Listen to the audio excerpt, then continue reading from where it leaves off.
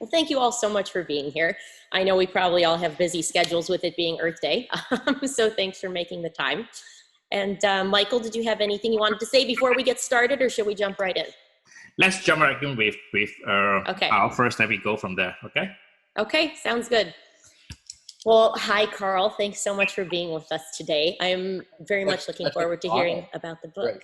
Great. Good. Right. So just for anyone who doesn't already know about you, I'm just going to do a quick little bio that I grabbed off of your website. Wait. Have I a copy yet? I ordered it. All right. We have copies that will be at my house. All right. No worries. I know, I can't wait to read it. So, okay, a little bit about Carl for everybody out there. Ecologist and author Carl Safina explores how humans are changing the living world and what those changes mean for wild places and for human and other beings. His work connects broad scientific understanding with a moral call to action. His writing has won the MacArthur Genius Prize, Pew and Guggenheim Fellowships, book awards from Lannan, Orion, and the National Academies, James Beard, and George Rabb Medals. Safina hosted the 10-part PBS series Saving the Ocean with Carl Safina, which everyone should check out if they have the opportunity. He holds the Endowed Chair for Nature and Humanity at Stony Brook University and is founder of the not-for-profit Safina Center. He lives on Long Island, New York, with his wife Patricia and their dogs and feathered friends, who you may be hearing from during our webinar today. The feathered friends, that is. Some of the feathered friends are right in the room with me right now. Seems like the perfect way to go. Well, very cool. So thank you. You have a new book that just was recently released, Becoming Wild. I would love for you to tell everybody a bit about Becoming Wild. Well, you know, people have culture. Culture is what we learn from the elders who are around us when we're growing up. So, for instance, humans are born with a capacity to learn a language, human-type language. But whether we're going to learn Hungarian or French or English or Vietnamese is totally cultural. We're not born knowing any of that. Culture is what you learn about how we live here where we live. And we learn that mostly from our parents and from the elders in our community. And it turns out that this is true for quite a few other animals. Most people have never thought of that. And most of the information about it is really pretty new. So even, you know, maybe the most cultural, you could say, other animal is chimpanzees. And we've known for more than 50 years that chimpanzees make tools and that they probe for termites and things like that. But what we haven't known until a lot more recently is that there are a lot of chimpanzees who do not do that. They do other things. In some places, they crack nuts with stones. In most places that have nuts and stones, they don't do that. They learn how to do that in their different chimpanzee cultures. So my book does a deep dive into the cultures of other species. It focuses on 3: sperm whales, macaws, the big parrots, macaws, and chimpanzees. But there are dozens of other species that make an appearance. Everything from song dialects to what counts as sexy, courtship rituals, things like that. These all vary, even within a species. They vary from place to place for many species, not everything, but for many species. And that's what the book is about. It's about culture in the animals that are not human. And you learn a lot about human culture and its origins that way too. I'm sure. I really can't wait to read this. Kind of strikes an interesting chord because humans in general tend to think that culture is a uniquely human construct, and it apparently really is not. So, kind of makes you wonder about the origins of that, and I'm sure you delve into it in your book, which... Yeah. Yes, absolutely. At almost any time you hear that something is uniquely human, usually the person who is saying that has not studied other species. Because when you look at other species and you look deeply, which almost no one gets the opportunity and the privilege of doing, not very many people make a living as behavioral ecologists whose job is to watch some wild species for 10 or 20 or 40 years. Those are the people that I go out with, and I benefit from their decades of observation. So for instance, in my last book, which was called Beyond Words, I was with the famous elephant researcher Cynthia Moss in Amboseli National Park in Kenya. And she just very matter-of-factly said to me in one conversation, she said, after about 20 years, I started to realize what they're cueing in on when they're communicating to each other.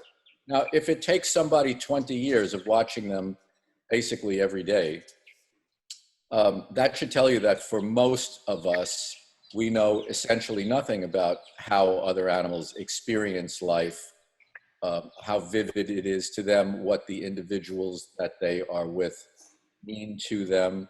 I mean, in my new book, Becoming Wild, we're first with sperm whales who stay together for decades. Now, the ocean is a very big place. If you're with an individual and 20 or 30 years later, you're with the same individual in the ocean, that is not an accident. That takes intention. It takes the constant maintenance of the bonds. It requires constant communication. And that's what their lives are about. In broad strokes, they're really quite similar to our lives. A lot of the details differ tremendously, but in broad strokes, life is very similar for many species, especially vertebrates. I mean, we're really close to being identical in a sense. Our nervous systems are essentially identical. Such interesting stuff. What's the thought about octopus? I'm sorry, what about octopus? Wait, I mean, the culture among octopus, I've been observed to be quite social between us human being and them, but what do you think, your thoughts on them? Well, what's interesting, really interesting, I think, about octopus is that the last common ancestor we had was something worm-like about 700 million years ago. So all of their mental capacity, they have 8 brains basically that are distributed in their body. Their nervous system is organized very differently from the way our nervous system is organized. And yet they evolved some things that are extremely similar to us. They have eyes that they see with, they hunt. In captivity, we know that octopus can recognize different individual humans. They can use and manipulate tools and things about at the level of apes. Some people, I said they recognize different people. Some people they distinctly like and others they distinctly don't like. And so their intelligence evolved completely differently from our intelligence. Their nervous system evolved differently from our nervous system. And yet we can recognize the intelligence in one another. That, in a way, is really amazing. It's less amazing that a vertebrate, because we all have a vertebrate nervous system, it's less amazing that vertebrates can recognize the intelligence in one another, like we recognize the intelligence and the intention in a dog that wants to play, or a parrot or something like that, that we might have occasion to interact with.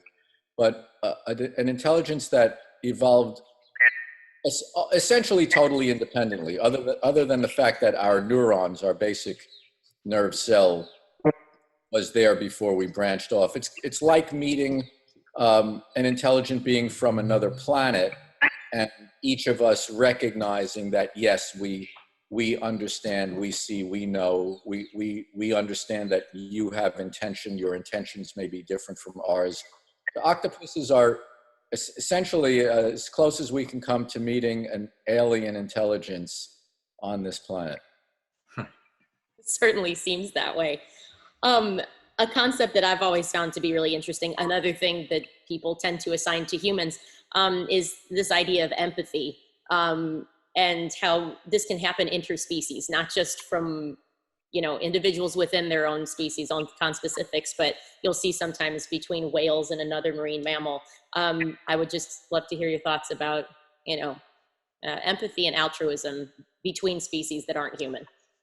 Right. Well, I think with all of these things, you see a range of it. Everything exists on a range in life, and humans have both the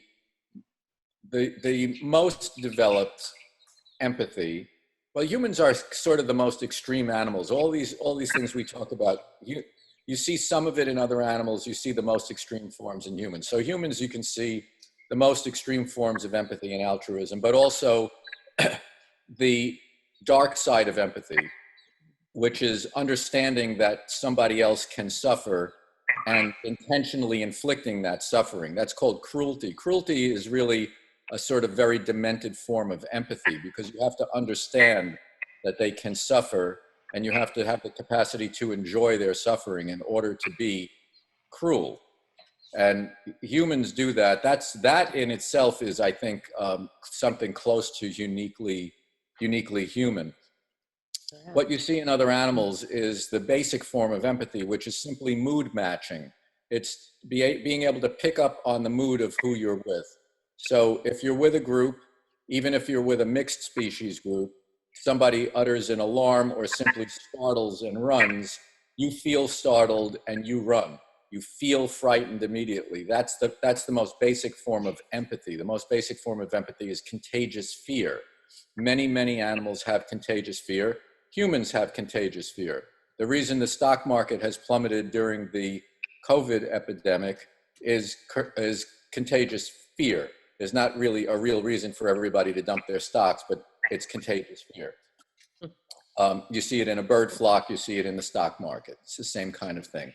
You see the understanding that another is in distress and a desire to try to help them out in some animals. For instance, the animals we tend to know best are the dogs and cats in our own home, because unlike every other species, we get to watch and we understand what their lives are like. If you hurt yourself, if you are in distress, if you're crying or something like that, usually your dog will come over to you. They behave exactly like a small child behaves if they see their parent in distress. They're trying to see what's wrong. They're trying to offer some comfort. The kind of empathy that understands distress in another is what I call sympathy. And then if you're trying to fix the problem, I call that compassion. Compassion to me is an active thing. So you see somebody who, maybe you see a homeless person and you buy them a sandwich or something. That's an act of compassion. And you see some compassion in some other animals where they'll see an animal in distress and they'll try to help usually a companion in their own species. That kind of thing becomes what's called altruism if you risk your safety to help another. If you have to incur a risk for it to qualify as altruism, it's just the definition of that word and that kind of behavior. And we certainly see that in quite a few animals who will come to the defense of somebody that they know and that they're with if they're under attack. Like, for instance, there are a number of examples in the book of instances where a leopard attacked a chimpanzee that was by herself. There was several instances of this, and other chimpanzees came rushing in some or they were under attack by other chimpanzees from a neighboring community that they were enemies with. Others come rushing to the danger. Sperm whales that are under attack by killer whales will send calls for help that will bring other sperm whales from as far away as about 7 miles, because they make very loud sounds in the ocean. And other sperm whales will come in to the danger of a killer whale attack to try to thwart that attack. So those are acts of altruism in non-humans. Thank you for clearing that up. I love that differentiation between sympathy and compassion and cruelty. That's really interesting. Okay, I have one more that this struck me last night. I was reading and I thought, oh, this is neat. So there was an excerpt from Becoming Wild in Orion recently. And it's the section where you're talking about the similarities between chimpanzees and bonobos and how genetically they're so similar, but their way to approaching their daily life is so vastly different. And it struck me because, you know, the bonobos have this much more matriarchal society compared to the chimpanzees. And in general, humans exhibit much more similar characteristics to chimps. But I've seen all these articles going around recently about examples during coronavirus epidemic. The leaders that are really coming out above everybody else in their response have all been female. And it's sort of an interesting distinction when I read your comparison between bonobos and chimpanzees. And it made me think, well, you know, if we normally act as chimpanzees, it's interesting that the females in our society tend to act more like bonobos. So I don't know, that just was sort of an interesting comparison. Bonobos, yes. Well, the thing is that there are some social species where the most dominant animal in the group is always a female. That's never true in chimpanzees. It's always true in bonobos. It's always true in elephants. Sperm whales live in female groups. Even in wolf families, wolves live in nuclear families. They're called packs, but it's not really a nice word. They are a wolf pack is 2 breeding adults and their children, their pups, from 2 or 3 years. And as they get to adolescence, they leave. The pair in wolves, the male and the female, tend to be pretty equal, but the female tends more often to make decisions about when they're going to move, when they're going to start hunting, and things like that. And what else? Lemurs in Madagascar tend to be in female-led groups. And a general truism is that the groups that are led by females do not have violent contests for dominance. Right. So the bonobos and the chimpanzees are almost identical in every way, except this major difference, which is chimpanzee dominance is always male, it's always violent. Bonobo dominance is always female, and it basically just happens that the older ones are better respected and are more dominant. Same thing, I think, in orca whales. I think it's the same kind of setup. There are quite a few species where the female is the more dominant one, and females in general. I hesitate to say this a little bit because I'm not really sure about the actual data on it, but my impression is that female-led societies are far less violent than male-dominated societies. And I think that addresses your observation also about female leaders versus male quote-unquote leaders. I mean, the dysfunctionality in our societies is so evident that we don't need to really talk about it much further. This is very true. Yep.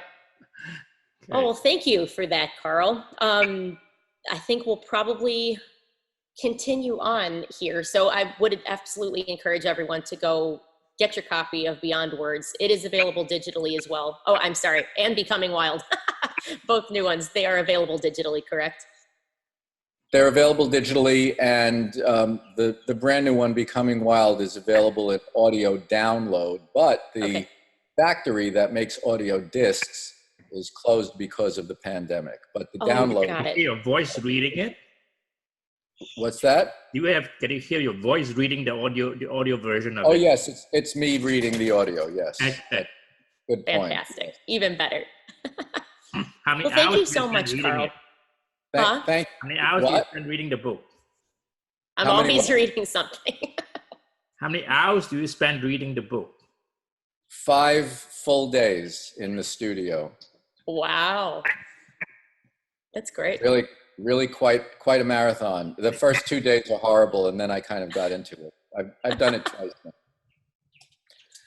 Okay. I may rotate off to get to some other things I need to get Absolutely. to. Thank you so much for the time. Thank you so much for joining us. Really appreciate it. Bye-bye. Bye. Thank you. Bye-bye. Well, cool. So now we have get to attack Craig. Man, No. Craig. Man, the man that influenced the plastic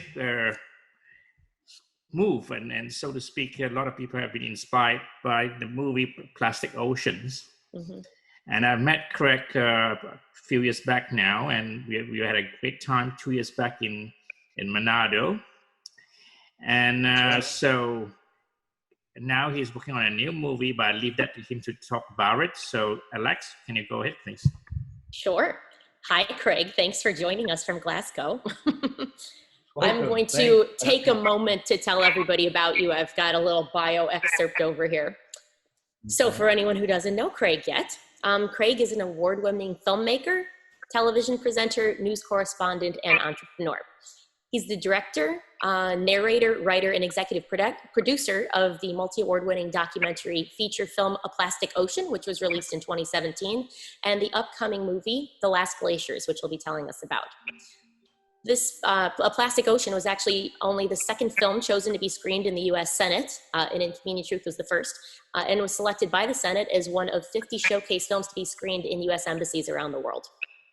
Craig is a public speaker, moderator, and MC, and has been the keynote at major corporate, conference, and festival events globally, including TEDx, Forbes, Fortune Magazine, International Congress on Conservation Biology, EarthX, and many more. Craig is a passionate oceans and mountain explorer, adventurer, surfer, and diver. Craig also plays guitar in a published rock band. Very exciting. He's a fourth generation media entrepreneur in his family. So Craig, thank you for taking the time to join us this morning. Everyone I know in our travels in Asia last year was sort of blown away by A Plastic Ocean, which I think most people are when they first see it. I'd like for you to tell us a bit about that film and how you came to feel you needed to make it. Yeah, it certainly has had the awareness that we were hoping for. In fact, it's gone very much beyond that. And that was the aim of the film, was to create awareness around this issue of single-use plastic, which was an issue that I myself wasn't aware of until that issue was brought to me by a great friend of mine, Joe Ruxton, who's the producer of the film, and a marine biologist. And being a surfer and a diver and an ocean documentarian, she wanted to get my take on single-use plastics and what I'd noticed about them in the marine environment. And I honestly hadn't noticed single-use plastics in the marine environment. I'd seen them, but it just hadn't come up on my radar.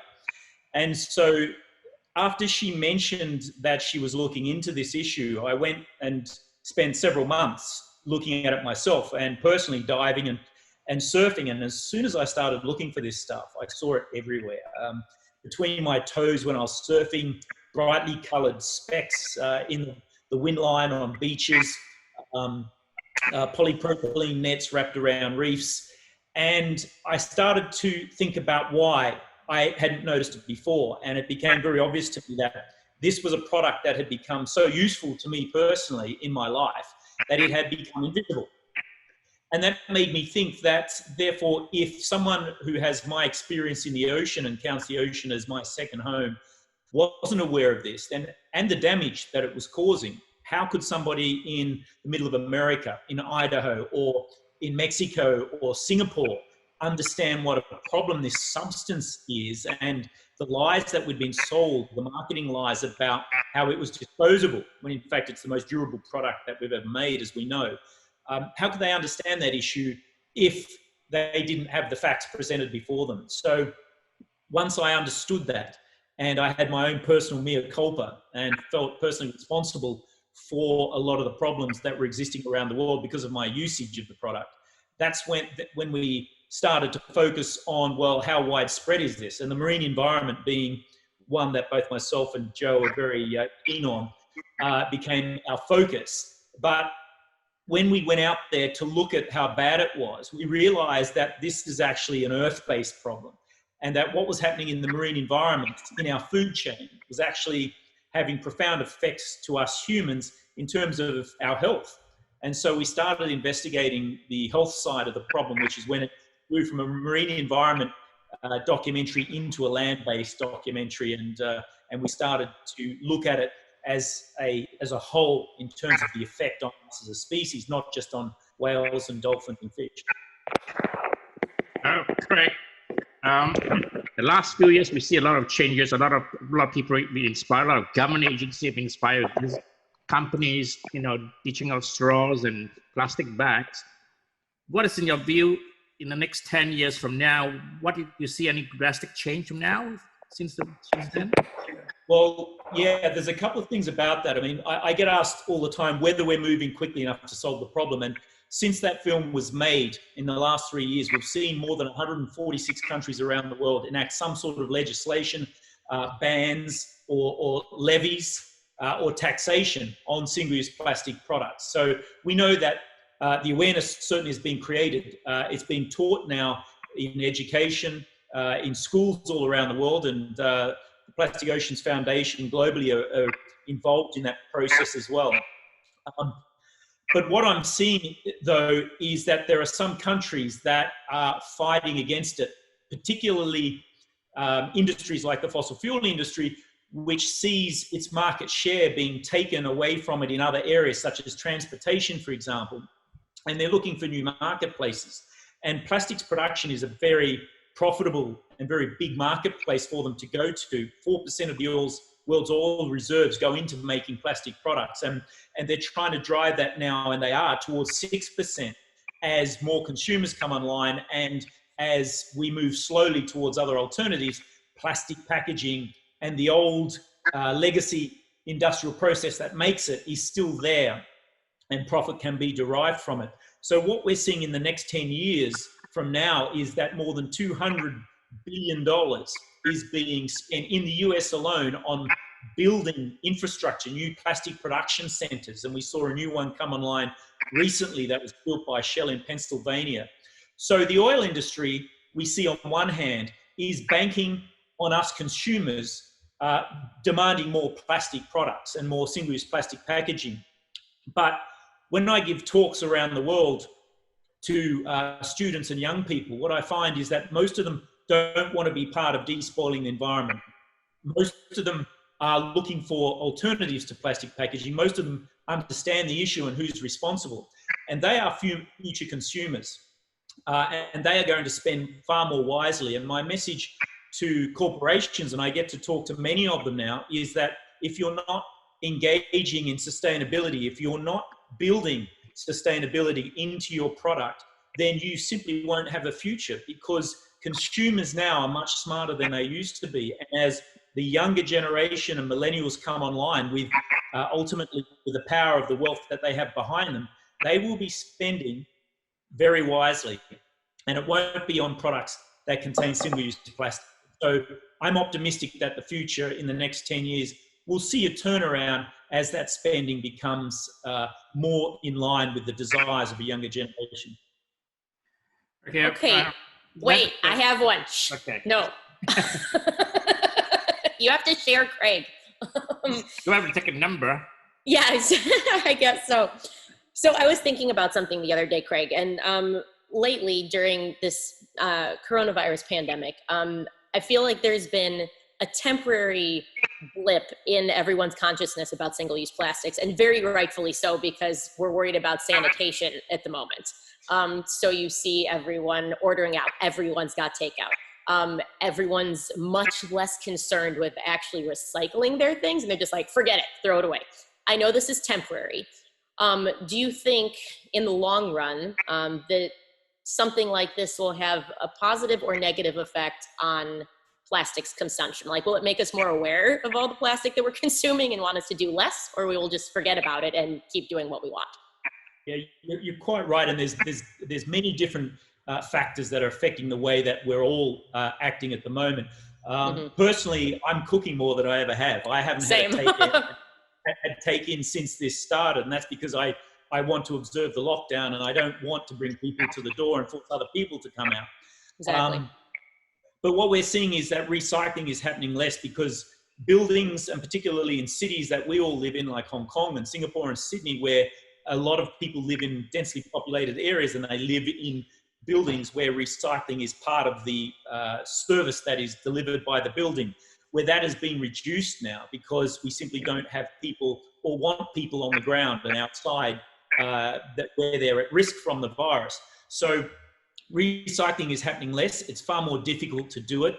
I've got friends who are zero waste exponents who have actually gone online and had to do mea culpa and say, I've had to suspend my beliefs and my philosophy on zero waste simply because I cannot operate and survive in a zero waste environment because the infrastructure isn't supporting that during the problems that we have.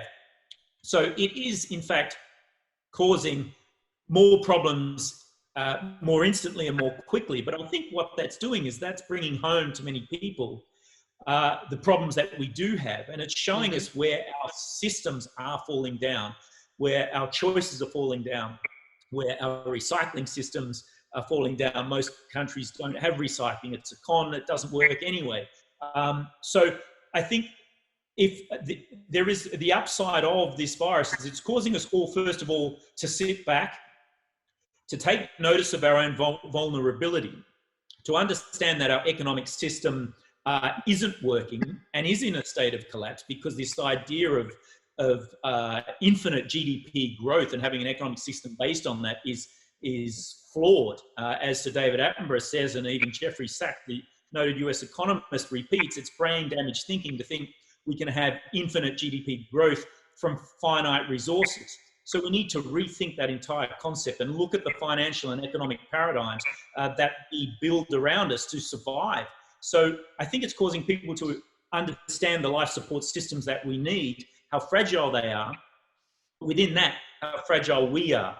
I mean, we've been told for a long time that these economic systems cannot be slowed down. They're there, they're going, they're operating. And in the blink of an eye, an invisible organism without a brain that we know of has managed to stop everything, forced us to stay at home, stop transportation, forced governments to rethink policies on all sorts of things. And it's proven to us that we can solve pollution. NASA's showing data now that's showing pollution levels have dropped to incredibly safe levels over China, over Europe and Italy, so, both where the virus has hit the hardest, are showing pollution levels that have decreased. And we're now seeing 2 studies coming out saying that pollution is linked to the virus and exacerbates the virus.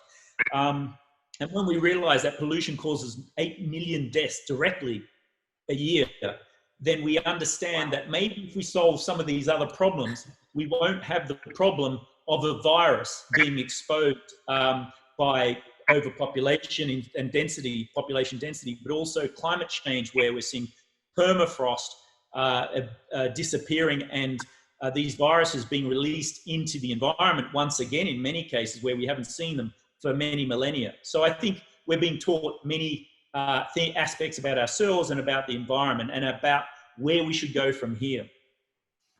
Right. Absolutely. On the subject Back to you, Michael.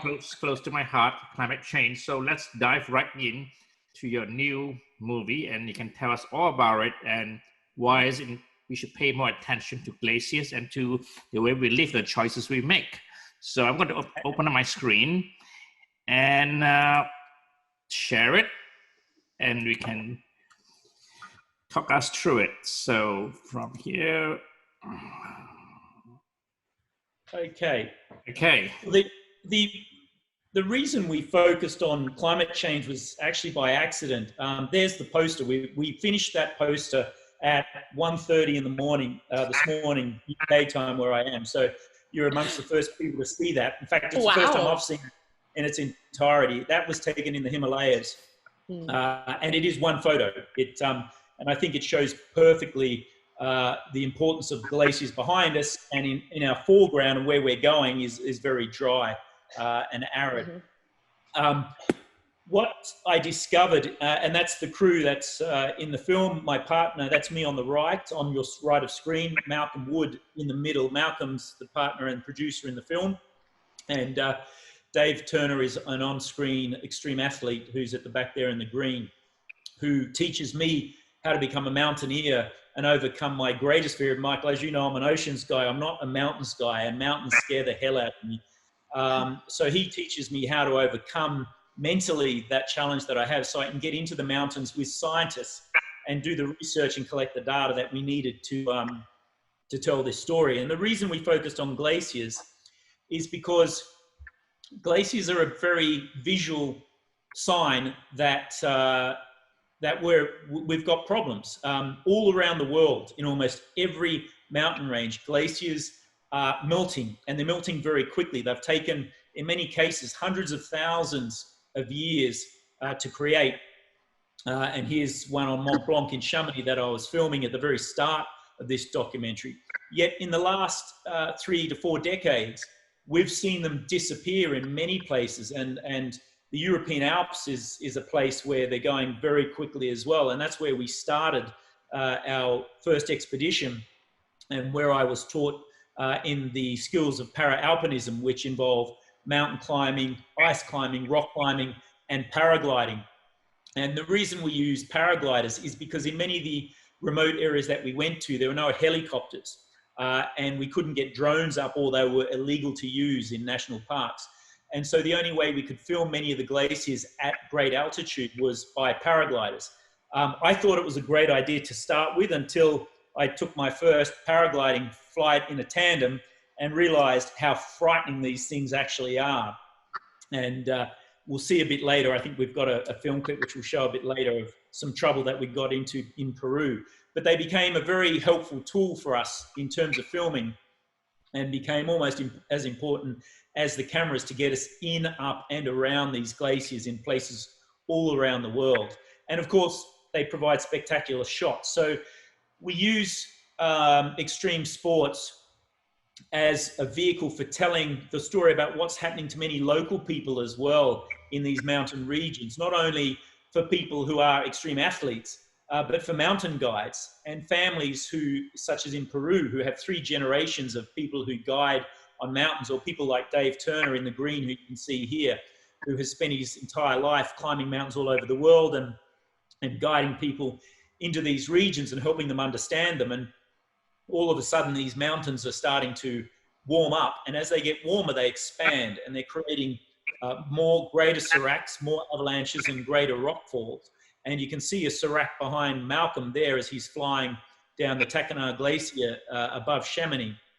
And these seracs are causing problems, more avalanches. And we're seeing, for example, in Mont Blanc, which is the most dangerous mountain in the world, it's only 4,800 meters, but it kills more people every year than anywhere else on the planet.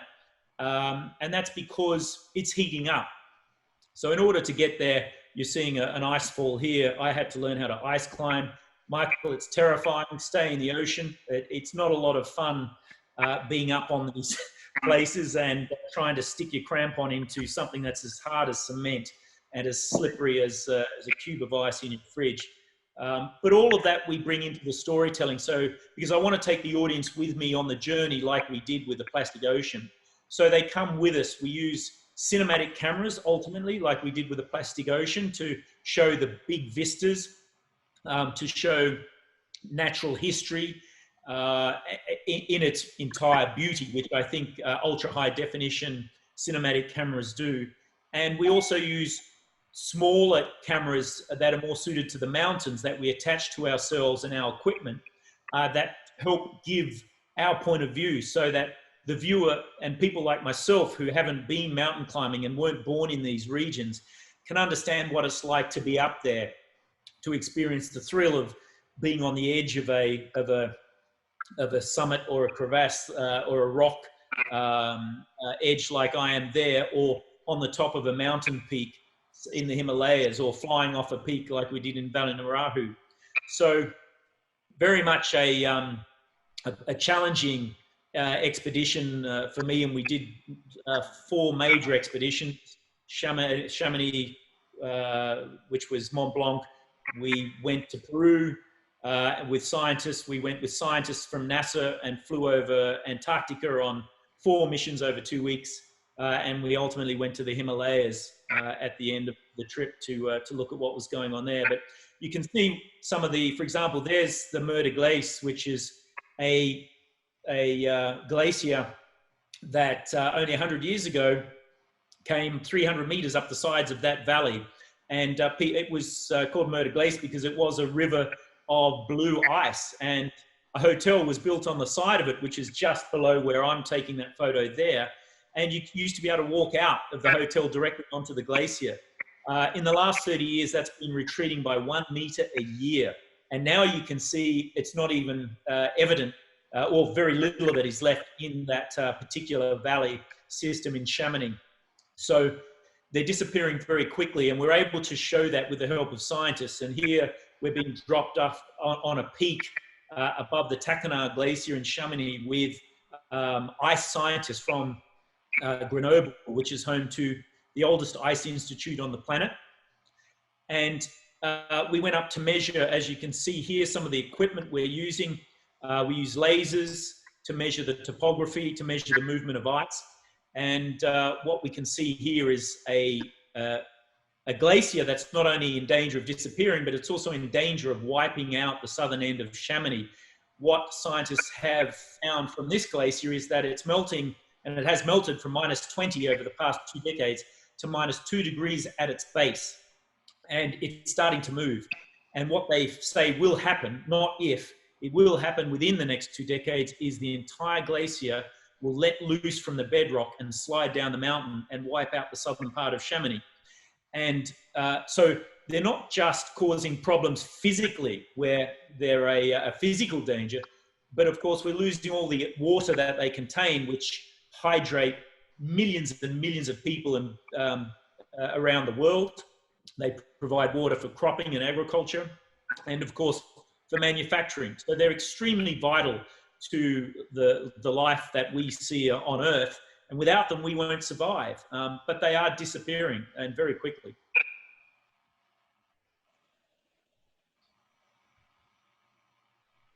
Those are some powerful images. That's incredible.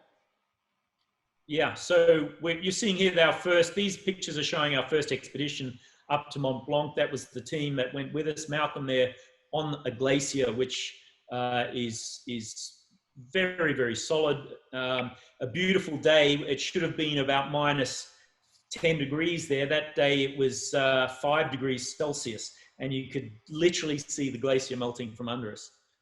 So it was important for us to get into these areas and to show other people what's happening from a visual perspective. We hiked in almost every expedition we did at nighttime or early morning, because it's the only time now that these mountains are stable. We witnessed three climbers die literally in front of us as we were climbing Mont Blanc, because they were climbing in mid-afternoon, and a couple of them fell off. One group got hit by an avalanche, and so we chose to climb at night for safety reasons, and also so we could fly off like we are there off the top of Mont Blanc. And there we were testing our systems for our Peru expedition, and testing our flight synopsis, our risk assessment, and our camera equipment to see if it was all working. And that there is a shot of my equipment just to get me up to Peru. This was the expedition we did to the top of Valle Nuracu, another mountain that's suffering.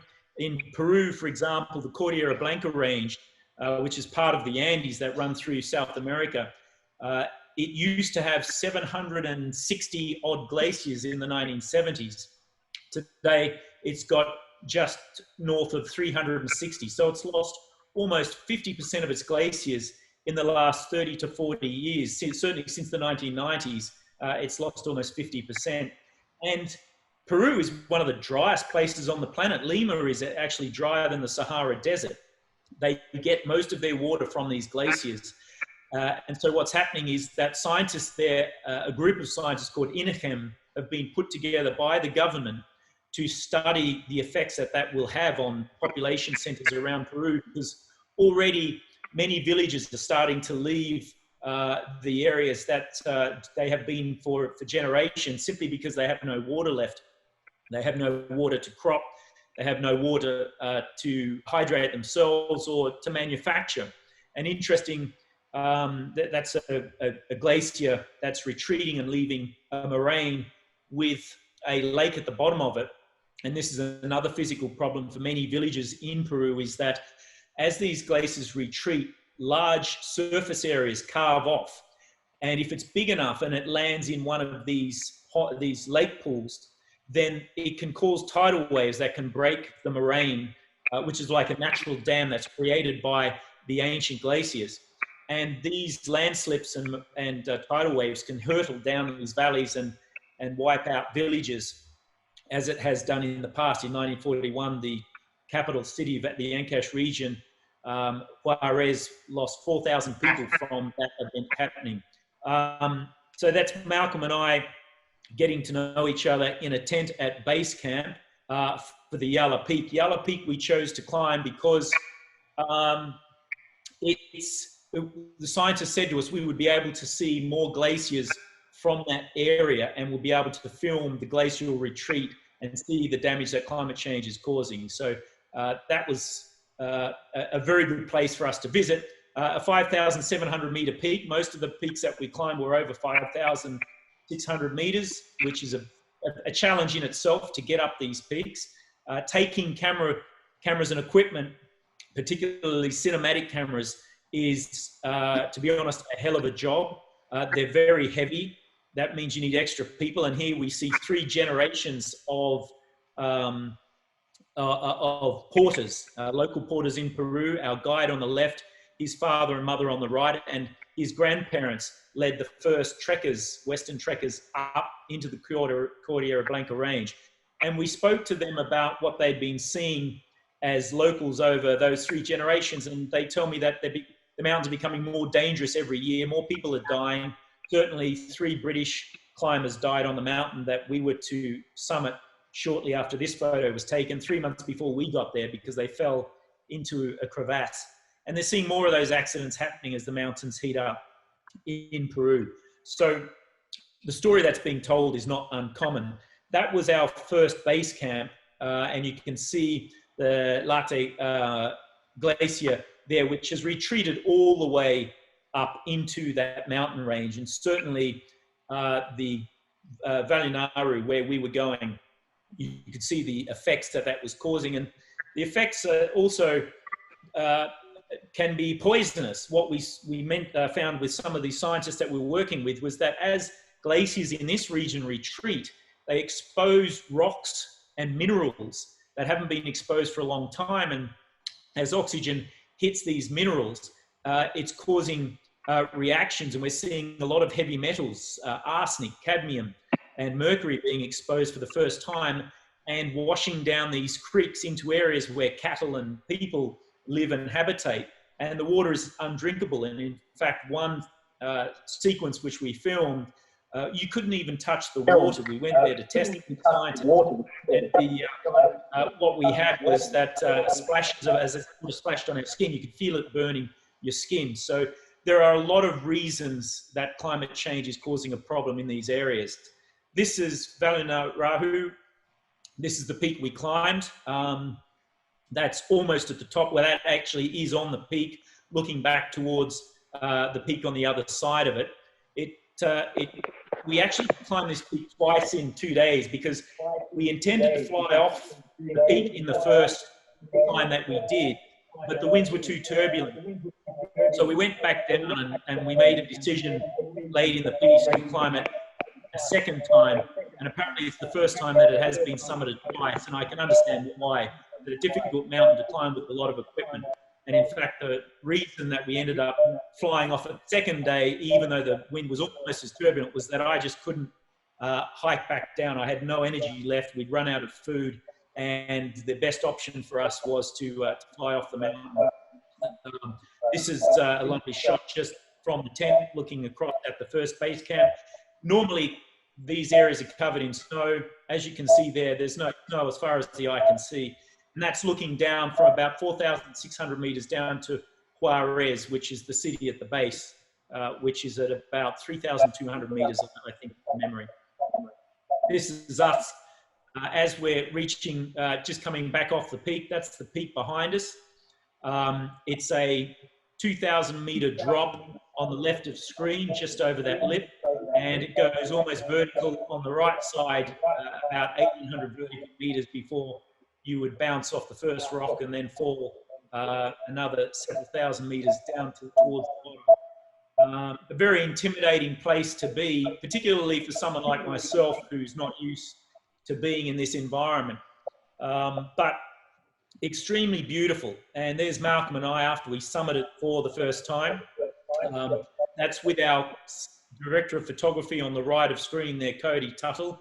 That was sadly the last expedition that Cody did with us. He sadly died in a paragliding accident a few months after that shot was taken, and we lost a great soul, a great humanitarian, and somebody who was doing a lot of work in the mountains towards conservation and environmentalism. And but we made the decision to push on with the film because his wife told us, and as we knew from his work, that he would have wanted us to finish the film. So we see a lot of his footage in the film, which is very important to us. This is a shot of Malcolm and I shortly after takeoff. We hit extreme turbulence and lost control of the glider the moment we took off. And our objective had been to film and then fly 10 kilometers down the valley to Juarez and land somewhere safely there. Because we were being taken up vertically at between 3 to 5 meters per second, we had to go to plan B, which was to find a safe landing zone in a valley below us. And first of all, we had to regain control of the glider, which took a lot of effort from Malcolm. In the film, where you can hear him yelling and swearing at the glider as he's trying to control it. I've lost control of my harness and I'm hanging out like a rag doll. We managed to pick a valley to land in, which we crash landed in. You know that the previous person who landed there had died trying to do it. It's a very dangerous place to land, but ultimately we did survive to tell the story, and we became the first people that we understand to successfully fly off that mountain and survive. And we now know why it's difficult, and that's because the atmosphere is so thin up there that flight vehicles don't perform very well, and it's also extremely turbulent. The next slide was our expedition after that. We went down to Porto Arenas with NASA to fly in an old DC-8 4-engine 50-year-old plane that had been recycled, upcycled, I guess, and turned into a flying laboratory. It works in conjunction with the ICESat satellite that circles the Earth. It has on board a gravitational equipment, it has radar, and it has a laser. And with that technology, they are able to measure the topography under 4 kilometers of ice. They're able to measure the difference between one and low. They can measure the movement of ice by 1 centimeter. So if ice or a glacier moves or melts by a centimeter, and much of it moving some many meters a year, then they're able to use the data to extrapolate how much ice is melting into the oceans, and thereby have an understanding of how much ice we're losing and what effects that will have on rising oceans around the world. And they gave me, the head of the Operation Icebridge, as it is called, gave me a figure of many trillions of tons of ice that's melting. And of course, that's very difficult to visualize. So I asked him to put that into something that was visual, that everyone could understand. And he said, well, if you were to take the size, something the size of an ice block, the size of the Titanic, he said, we're losing ice blocks the size of the Titanic in Antarctica every 10 seconds. And I think when you consider that, that is an enormous sum of ice from an area where we rely on this ice to reflect radiation and heat and sunlight back into the ocean to keep and help regulate the temperature of the climate. So these are environments that we need to help preserve, but because they're so far away from us, it's very difficult for people to feel any empathy about what's going on there, or even understand how important to us it is, the science that's being done there. And you can't argue with this science. I mean, the equipment that's being used here is extremely accurate. The data that's being generated is incredibly accurate. And the scientists that are measuring all this, and there you can see the top of peaks in Antarctica, that ice there is about 2.5 kilometers thick to get to the bedrock below it. So that's those mountains. That isn't cloud cover there. When you look at it like that, it looks like we've got ice that will last forever. But clearly that's not the case. And these scientists are not politicians. They are paid wages by the public purse and through NASA to collect this data. And what they do is they report that data to governments and institutions around the world in a very non-political way. But what we're seeing is that they believe that their science isn't being taken seriously. And what I've certainly found with scientists we're interviewing around the world now is that they're becoming more emotional about the work they're doing. Generally, when I interview them, they do report to me on just the research and the data that they collect, and they refrain from giving their personal opinion. Almost in every single case with every single scientist that we interviewed, and you'll see them in the film, I ask their personal opinion on what they're seeing and what their experience is. And most of them get so emotional. Some of them actually break down and start crying and say that, you know, they feel that our species is threatened. And in the case of some scientists, many of them don't believe that if we keep going the way we are, we will be around as a species within 100 years' time. And the message is that the Earth will survive, but whether we do or not is entirely up to us. So when we talk about conservation and environmentalism, what we're talking about is not preserving the Earth. It's actually more important that we preserve ourselves. And I think that's the message that we want to foster through the film, is that we need to look after ourselves, because we're not doing that by the fact that we're not preserving these life support systems.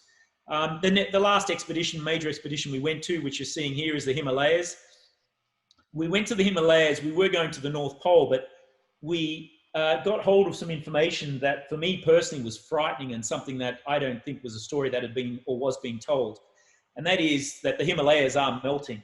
We've currently lost about 25% of the ice on the Himalayas. If we keep going the way that we're going now, in terms of the way that we're putting carbon into the air, by the end of the century, the Himalayas will have lost 2/3 of its ice. Now you think about that. The Himalayas are called the third pole, and they're called the third pole because they have the most ice on them after the North and South Pole.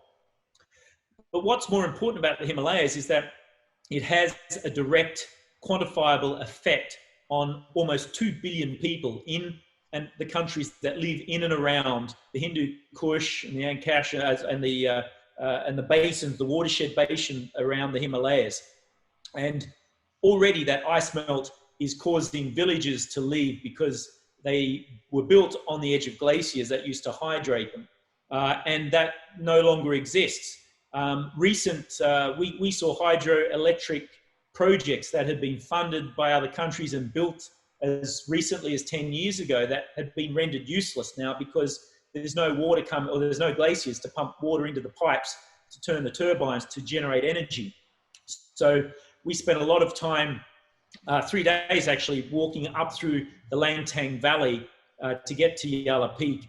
And we spoke to people like this lady who are experiencing climate change firsthand to get, once again, an anecdotal evidence that to match the scientific evidence that climate change is real, that it is a crisis, and that it's impacting people who are at, excuse the pun, the coalface of this problem and this issue.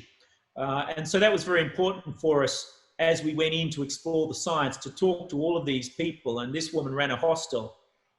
The Langtang Valley used to be called the Valley of the Glaciers. Well, as you can see behind me, and as you can see by the way we're dressed, it's extraordinarily hot. They're uncommonly hot for that time of year. The glaciers have retreated. They talk a lot about how the mountains have become brown. They're no longer white. And they're saying that tourists are not coming there as frequently as they used to, not only because of the earthquake that rumbled through there 5 years ago, but also because the glaciers aren't there for people to climb like we once saw. Oddly and conversely, however, they're growing more vegetables in their gardens, and vegetables they never used to be able to grow before because the weather is warmer. And they were talking to us about how they're seeing a spike in vegetable growth. But once again, it's because of extreme weather, not because things are getting better. And it's a very small window they have now to grow vegetables. They used to have a bigger window where they could grow more local vegetables. Now that window's smaller because they're getting the opposite happening during winter, where they're getting extreme cold happening for a lot earlier, for a lot longer period.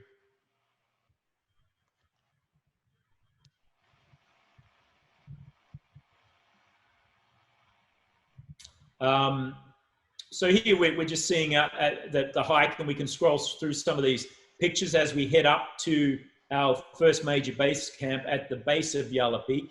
And so we're moving through there at 3,200 meters. As we head up there into these areas, we could see avalanches happening almost every morning. We filmed a lot of them when we got up into the ice flow regions. Once again, it's because of the heat. Our guides were telling us that the mountains have become very much unstable. This is base camp, believe it or not, no ice there at all. And as you can see on that peak behind us, you can see how the glaciers are retreating up that peak, and once again, how the brown is starting to dominate the white. And that was what we wanted to do. Was the peak that we were climbing was actually behind the photographer who took that photo. And that's a nighttime shot, a beautiful shot of another base camp within that region. And you can see, you know, how beautiful this place really is. That's not such a beautiful shot of Malcolm. You get to know your producer and your partners and all of their habits very closely when you spend 3 years hiking and climbing with them. And you form a very close affinity with people. And this photograph is one of my favorites, actually, because it shows the very stark contrast of humanity. I think it represents humanity in an area of extreme wilderness and fragility. These areas look extremely tough and rugged, which on the surface they are, but they're also extremely fragile, and they're extremely sensitive to the pressures that we as humans place on them. This expedition up Yala Peak was the first time that I had been entrusted to lead a lead climb on an expedition. And so for me personally, it represented overcoming a challenge, and was something that was personally very important for me. You can see Malcolm and I hugging there as we reached the saddle in the peak of Yala Peak, and which became a very good base for us to film all of the valleys below us. And just to the right of my feet there, you can see there was a 2,000, 3,000 meter drop straight down and into gorges that had been routed out by glaciers that had retreated. And that next shot that you show there is generally what happens when you reach base camp after spending a day and a half, 2 days climbing a mountain with all that camera equipment. Literally, we had probably arrived back in base camp and been there about 10 minutes when everyone's just overcome by exhaustion, and the first thing we do is sleep and recover. So they're very tough expeditions to go on, and very emotional, actually, because you see what's happening in these regions, and it's very clear that we are responsible for what's happening, and it causes strong emotions, and that's the emotion we want to get through with the film. And of course, someone who's stirring a lot of emotions is this lady in this next shot, which is Greta Thunberg, the young Swedish student protester. This photo was taken at the World Economic Forum last year, just before Greta started to become an international superstar in her own right. She and I were both invited by Arctic Base Camp scientists to spend time giving talks and explaining what we were seeing to CEOs and political leaders from around the world.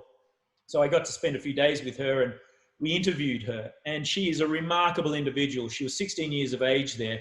She went on to become a Nobel Peace Laureate nominee, and to lead an incredible movement. And she was inspirational. She's very quietly spoken at this point, and was very well read, very knowledgeable, and very focused on her points and the points that she wanted to make. And somebody who I found completely inspirational, and somebody that we're going to see a lot more of.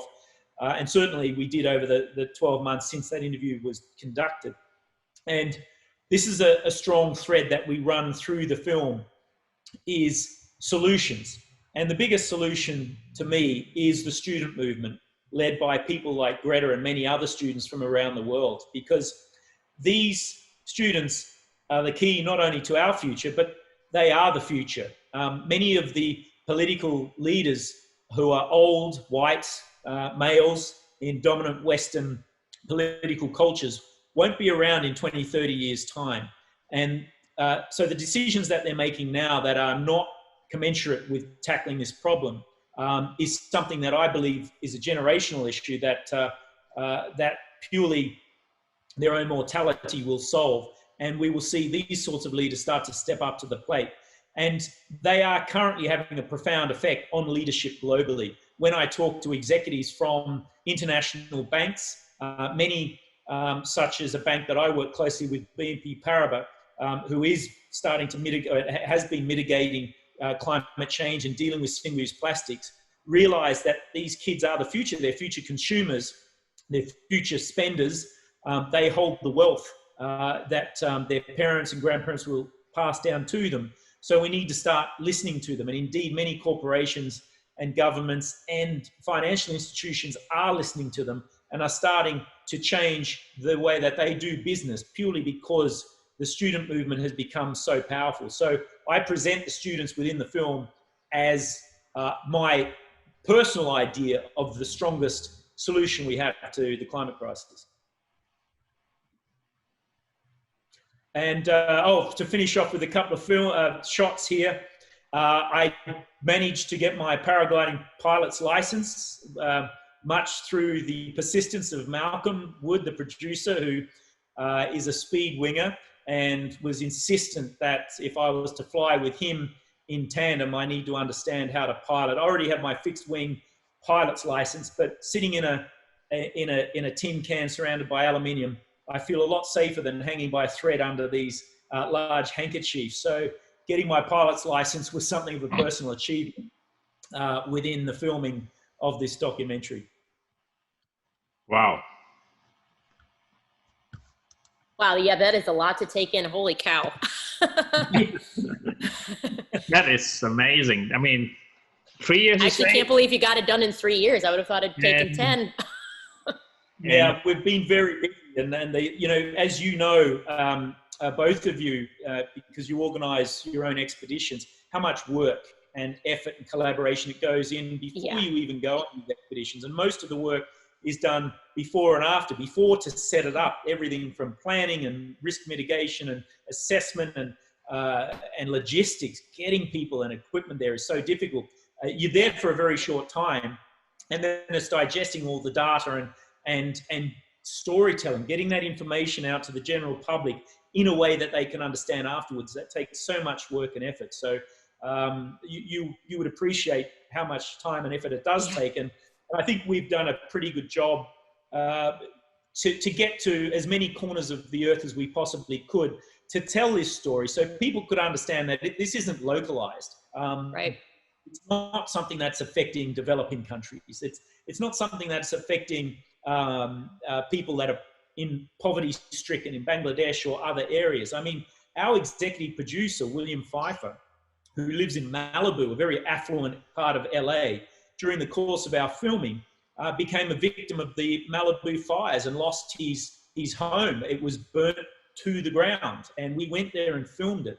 And the fire chief and many of the the people who were involved in fighting those fires said that they were the worst fires ever, that they were a direct result of extreme weather, which was being caused by climate change. So our executive producer was affected firsthand by climate change and a changing climate, lost all of his personal possessions, literally only had the clothes, he and his family only had the clothes that they were wearing, lost all of their photos, everything in that fire. And so we tell all of these stories from the people on the ground, the villages that we just saw, to people within our own team who have experienced climate change and once again have been at the face of that and at that problem. So when would the film be out, Greg? Well, as you see, I'm stuck in Glasgow at the moment. I didn't expect to be here so long. We came here because our post-production studio is based here, and it's a very good studio, Blazing Griffin. And when we were forced into lockdown, what we managed to do was move the edit suite to the editor's house and move part of the suite to my house. And we managed to connect both of our systems to the server at the studio. So we're continuing to do post-production. It's extremely slow because everyone's using the internet now. So yeah, including right now. So it's a slow process, but at least we're in the fortunate position of being able to continue to work, which many people aren't. So I count myself as being fortunate in that respect. But it means that it's going to take a bit longer.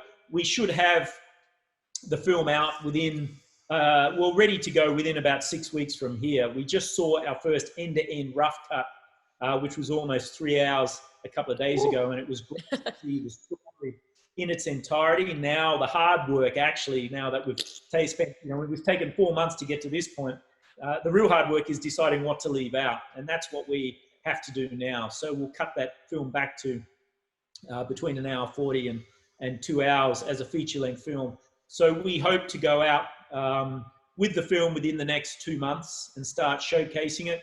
We have several options to go down the traditional route with well-known distributors, like we did with the last film, Plastic Oceans, Netflix and IMAX. And IMAX really interested in the film and are talking to us about taking it. Personally, I'm trying to get sponsors to sponsor the film, to pay for the expeditions so that we can release the film for free on social media globally, so that everybody gets access to it, because not everyone has Netflix or Discovery Channel or National Geographic Channel or has access to cinemas in places like Bangladesh or right. Outer reaches of Mexico and places like that. So my wish is that we can get the film sponsored, get some good corporate, socially responsible names behind the film, and that we can release it so everybody can see it. You financed this film yourself, or? Yeah, it's been, well, we've had myself and my partner, Malcolm, have financed it. We've had a third financier come on board, somebody who, Katrina Leeson, who's an executive producer, someone who's very much engaged in financial philanthropy and sustainable business practices, and runs many business practices herself. She's involved with the Wonder Fruit Festival in Thailand every year, and is incredibly engaged in this issue as well. So we've got a really good core group of people, but we have had to fund the film ourselves. And as you know, Michael, spending 3 to 4 years filming without an income is very difficult. But we've had support from people like BNP Paribas and others who have helped us along the way and to achieve our goals. And here we are. And we hope that, as I said, that we can get the film funded, we can get interest shown in the film so that we can get as many people as possible to see it. And we saw that with the Plastic Oceans, where it's been seen by tens of millions of people around the world, and it's had quite an influence on the way people think. And that's our wish with this film, is to create awareness where people can understand the science for the first time, such as I did, because I didn't understand climate change and I didn't understand the science because it's so very dense and it's so very varied, and there's so many aspects of it that affect our climate. So our aim was to present the story in a way that everybody, including myself, could understand. Well, it's an adventure, and a very meaningful adventure, as I would call it. So good luck, Greg. Thank you for spending time with us and giving us an insight into the pictures and the movies. Well, thank you very much. for supporting us, as you always have, Michael. I can say, anytime you need help to promote the film, we are here for you. Let us know, and we're back behind you all the time. We will be in touch with you very shortly. Thank you. Thanks, Craig. Thank you. Yeah, wow. After seeing images like that, it's kind of hard to imagine that anyone can still sit there and try to tell you that nothing's going on. When you see something as obviously concrete as glaciers completely disappearing, it's just hard to imagine. I think, Eirik, you probably deal with this on a regular basis since you spend a lot of time in the Arctic. So we're going to move on to you. Move to the Arctic now, and we are talking about seabirds and the life of seabirds in time of climate change.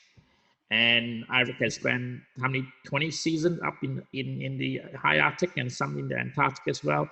So he's the man to tell us all about what our Arctic will be like 30 years from now in 2050. But before we get there, we have the 3 ELYSIUM book on. Let me just put this up. Let me just put this up. You can find it.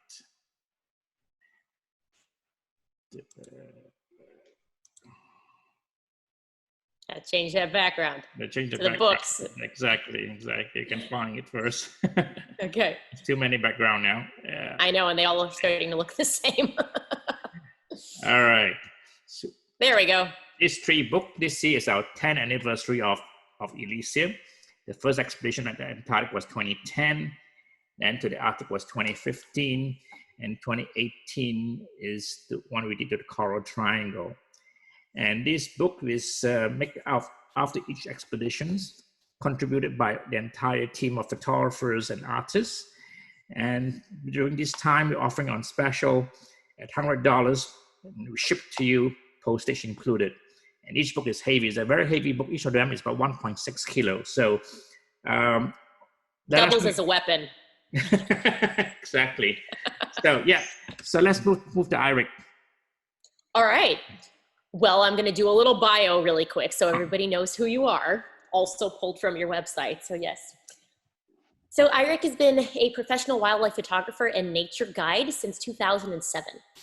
As a photographer, he's been awarded in competitions such as BBC Wildlife Photographer of the Year and European Wildlife Photographer of the Year at the GDT Awards. He has held several exhibitions and published 1 book, Amazing Arctic, which I will grab in the interim and show people because it's a wonderful book. In between his photography and guiding, he works as a field biologist doing field work for various scientific projects. His main interest is birds, but he has also worked with animals such as whales, large predators, and bats in different parts of the world. Eirik has worked in Svalbard every summer since 2001. Through his work as a field biologist and photographer, he's gained extensive polar bear experience, with a lot of the encounters being on foot. His wide range of knowledge within animal behavior and ecology ensures that an expedition with Eirik is always something more than just a photography trip, which is a very important point. It needs to be more than just pretty pictures. So yeah, I think that kind of explains to everybody a bit about what you do. So tell us about some of the time you've spent in the Arctic, some of the observations you feel like you need to tell people about. Yeah, thank you. Thank you to Ocean Geographic for having me. And yeah, I guess I've been spending some time in the Arctic, especially in a place called Svalbard, north of Norway. So I started, because of my strong interest in the birds, that's where everything kind of gotten me to the place I am today.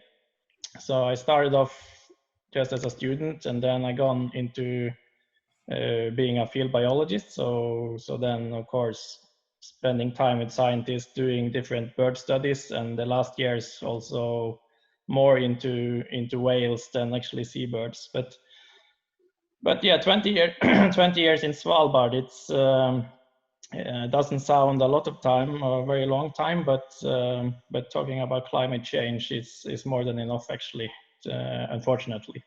So I think I'm just going to start my presentation if this goes well, and then we'll see how it goes. Sounds good. So share screen. This one. So yeah, you see that? Yep, got it. Yeah. So let's just changing world, yeah. So here we go. I'm starting here. This is from Google Maps. This is of course Greenland, the big white one, and then you have Iceland and Norway to the left, just for people to understand a little bit where we are in the world. Svalbard is there. It's an archipelago way north of Norway. It's only about 1,000 kilometers from the North Pole. So it's actually very far north compared to where you can go in the rest of the world.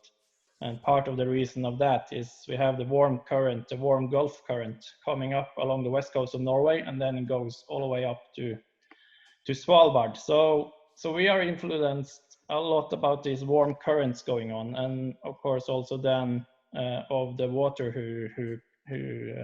which is warming very rapidly. The oceans it's have a huge impact on everything that's going on land as well. So the red circle there is what we call the Barents Sea, or roughly what we call the Barents Sea, and just south of there is the Norwegian Sea, and then you have further towards between UK and Norway you have North Sea. So I will be talking. It looks like a really small dot on the planet, but it has one of the highest bird concentrations in the world along the northwestern coast of Norway and around the Barents Sea, both with Russia and Svalbard. And one of the good things about focusing on this area, even though it looks quite small on the map here, is because in the Arctic in general is warming about 2 times the average of the planet at the moment. But then you have Svalbard, which comes into a little bit of a special situation in the Barents Sea, because that is actually warming about 6 times the planet, and that's partly due to the Gulf Stream. So studying the wildlife here and studying climate change here is actually, you get a little bit of a sneak peek into the future. So you can really do some good work and maybe see a little bit about what we have coming ahead of us. And in short, it's not good, but I will try now to give you some examples about a few bird species and how they are affected by climate change slightly differently, all of them, but still affected.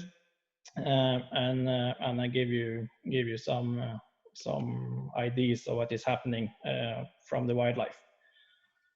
Starting with some grim news, Arctic has lost, some of these numbers are slightly different compared to which sources you are using, but they are in that kind of area, at least, all of them. So Arctic has lost nearly 80% of sea ice since 1979 and 2020. 19 out of the 20 hottest years on record has been between on the planet, that is, not only in the Arctic, but on the planet, has been between 2000 and 2020. Yeah, some parts of the Arctic Ocean, like the Arctic Ocean is what we call the drift as a sea ice. So it's not attached to land like the glaciers that Craig just talked about, but these are ice that is actually forming on the ocean and is floating on top of the ocean. And that varies a little bit how thick it is and how dense it is. So it's constantly floating around and drifting around there and eventually emptying out along the east coast of Greenland. But some parts of the Arctic Ocean have constantly been covered by sea ice since the last 5,500 years. So it's never been free of ice. But some scientists now say by 2550, we will have a seasonal ice-free Arctic Ocean. And that is the first time that will happen in 5+ million years. So Arctic Ocean, of course, when we talk about climate change and all these things, it's all about what scale or what kind of time frame we are talking about. Of course, Svalbard was once in tropical island, so you can find traces from tropical fish and tropical plants there today. But talking about climate change, everything is changing, and what is so different now than compared to before of these time zones that the Earth has been through that is now is happening so much faster than we ever can see. And people say that, yeah, we can only measure about 100 years back or so and so, and we only have temperature measures for 100, 150 years back. I think 1890 or something I started. But we can use the glaciers.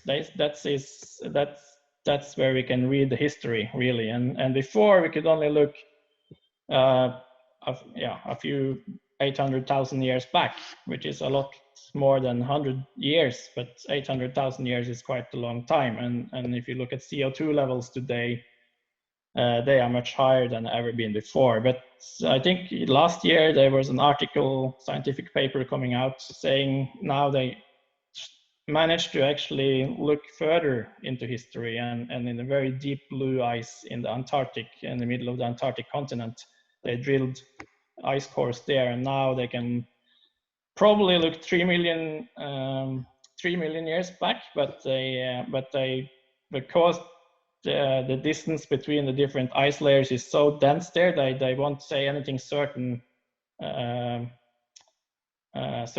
the climate for the last 1.5 million years. So we can look back in history now 1.5 million years in time, and that is twice as much as we could just only five years ago.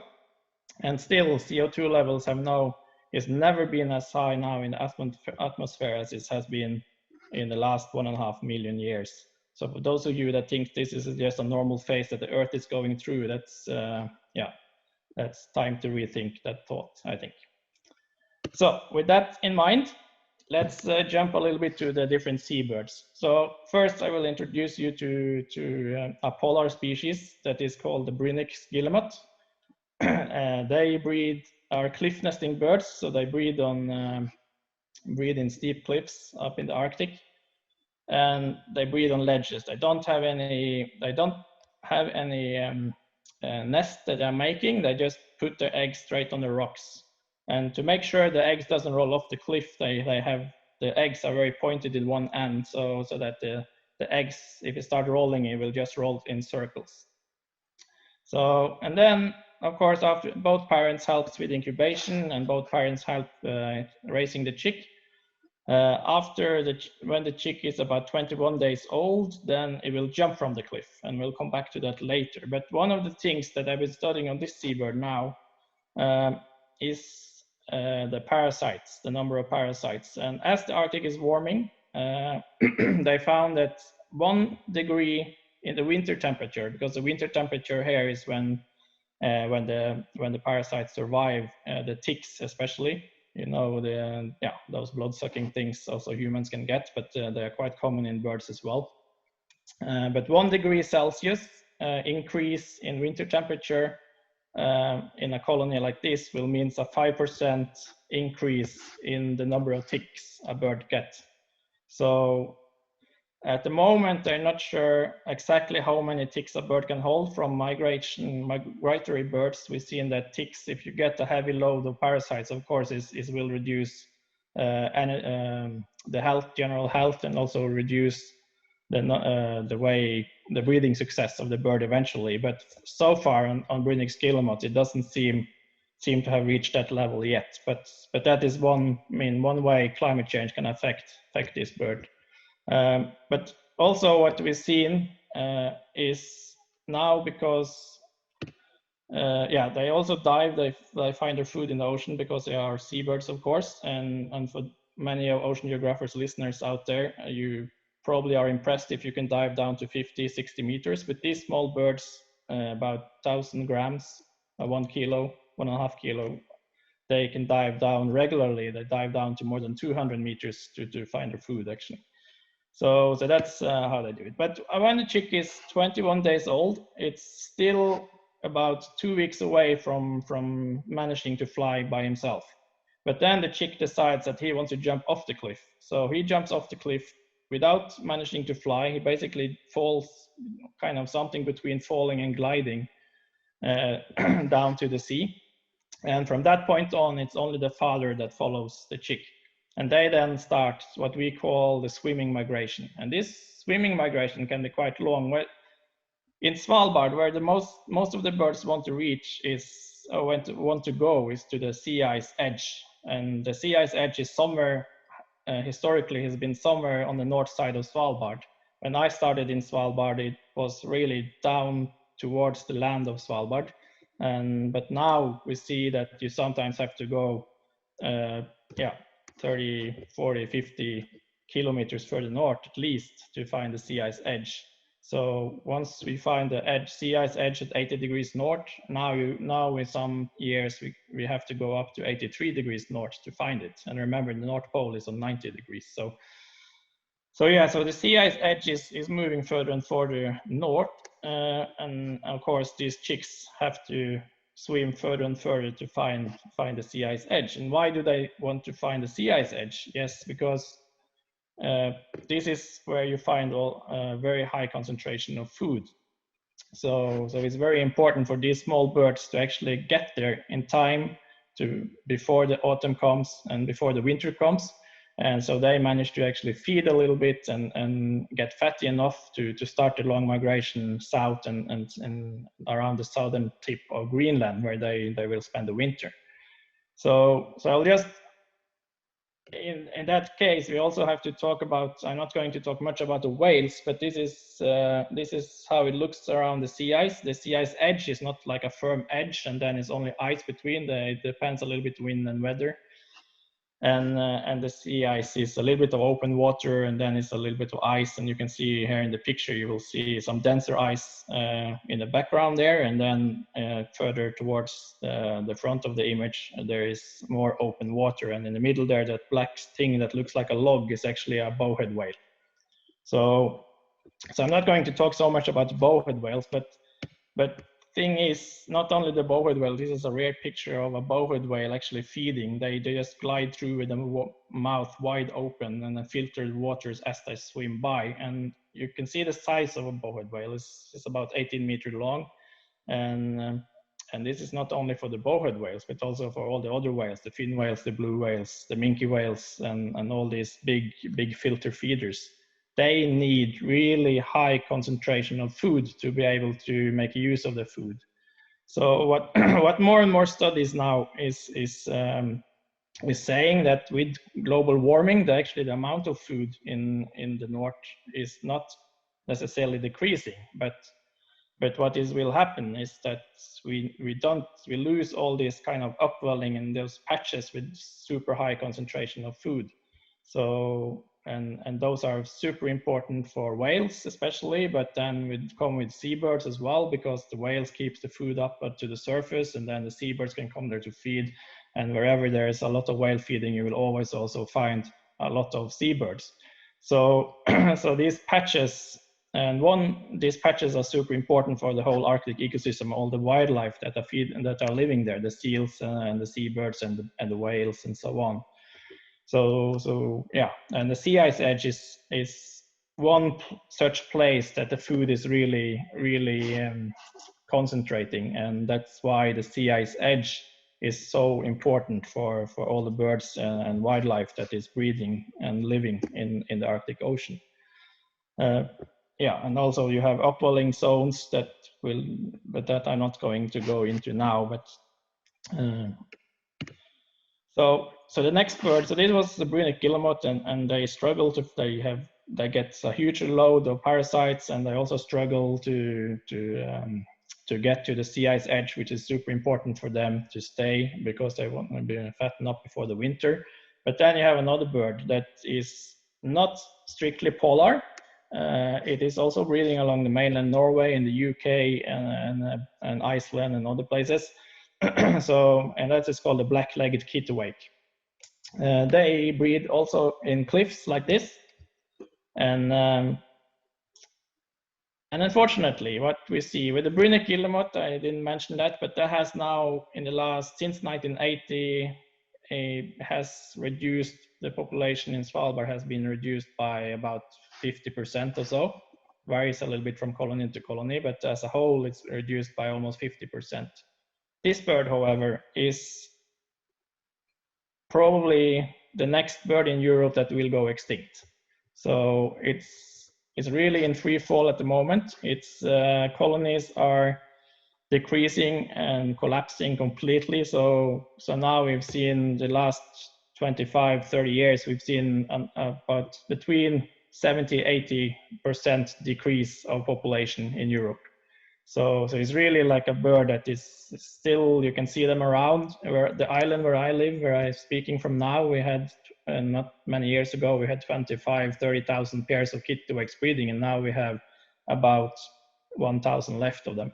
So another island that I used to work a lot on, we had also about 20,000 kittiwakes, and last time I was there 10 years ago now almost, there was only 4 pairs left. So this bird is really struggling, and it's a little bit different from a story from the Brunner guillemot. So what you could think here, because it's not strictly polar species, is that actually this could also be one of the winners that will actually benefit from a warmer climate, because it also likes to live in more temperate areas. So what we see now, the birds are coming back to nest. They start breeding. They are in good condition when they come back, but then of course once they start breeding, they lay their egg, and the egg is hatching, and then the chick is coming, and then they need to start to feed the chick.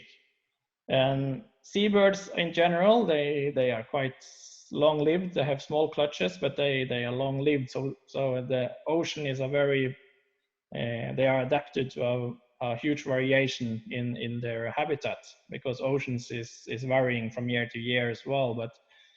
But what is happening now is that those problems have gone on for so many years, so the seabirds are actually struggling to cope with it. So you can imagine these seabirds, they have evolved from thousands of years, maybe some hundreds of thousands of years, and even million years in some, to place their colony just at the right time, right place, so that the food is drifting by the colony at the exact right time when the chick needs to get food. That means that they are able to fly short distance to get the food, and then back to the nest to feed the chick.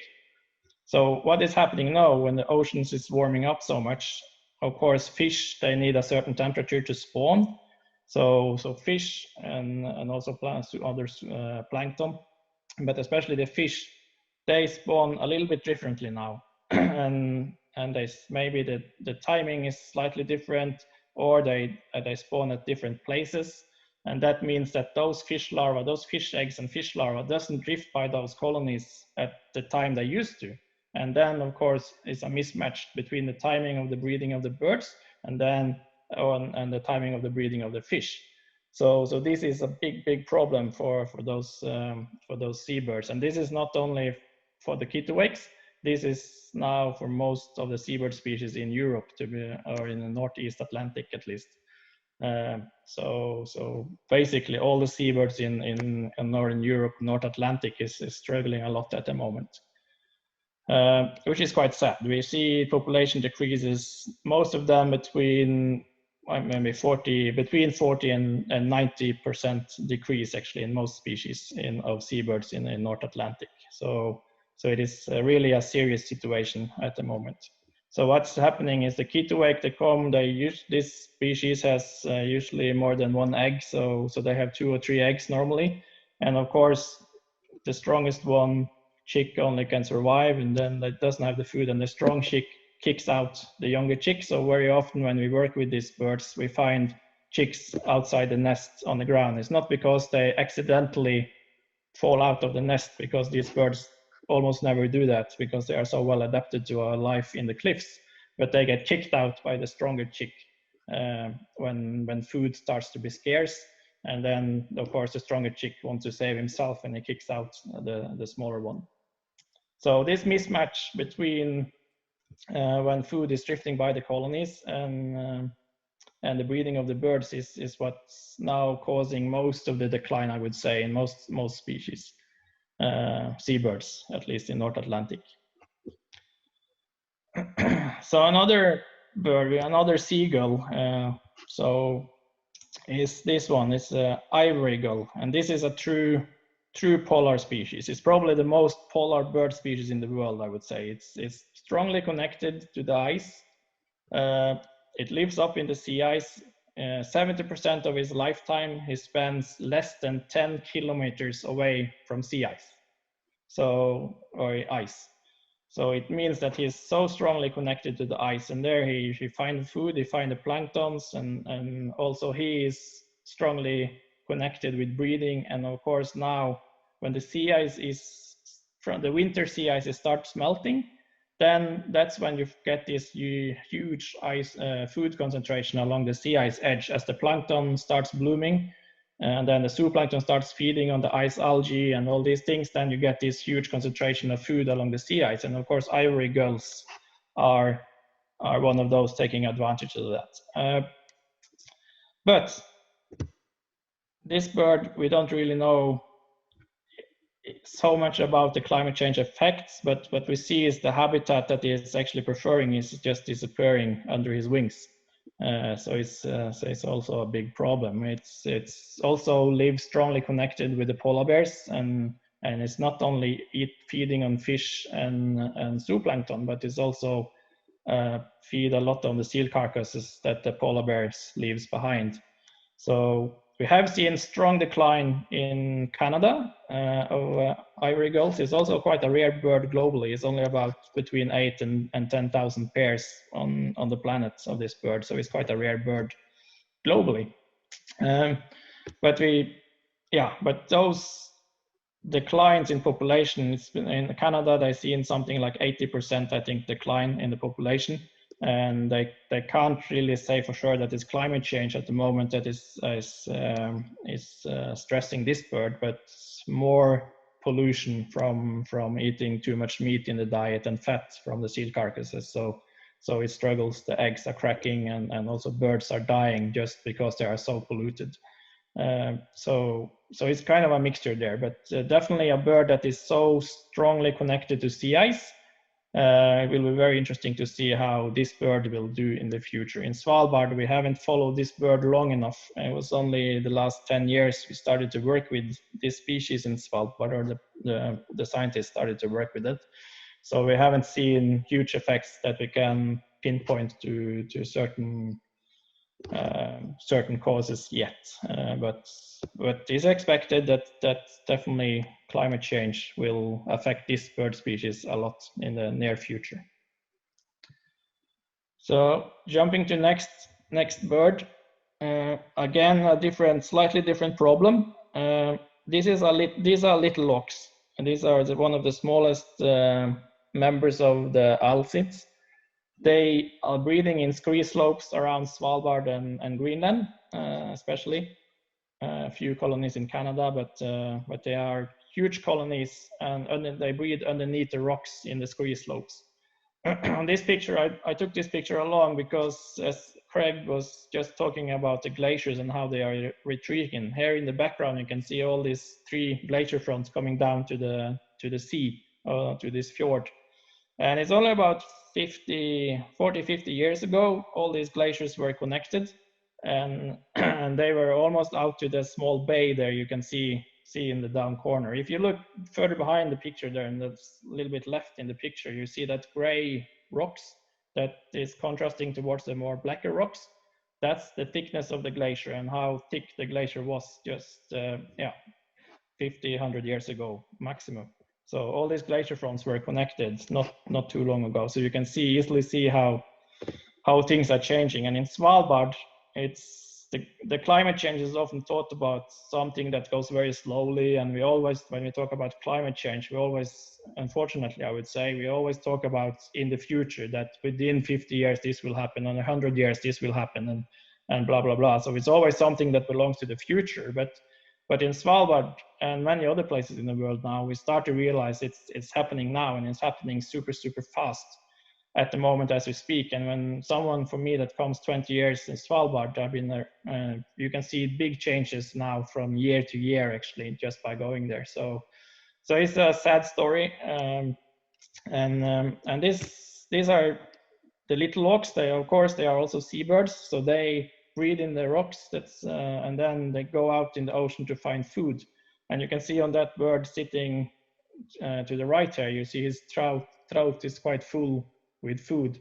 And the food these are wanting, and those are preferring, is some small zooplankton called the calanus.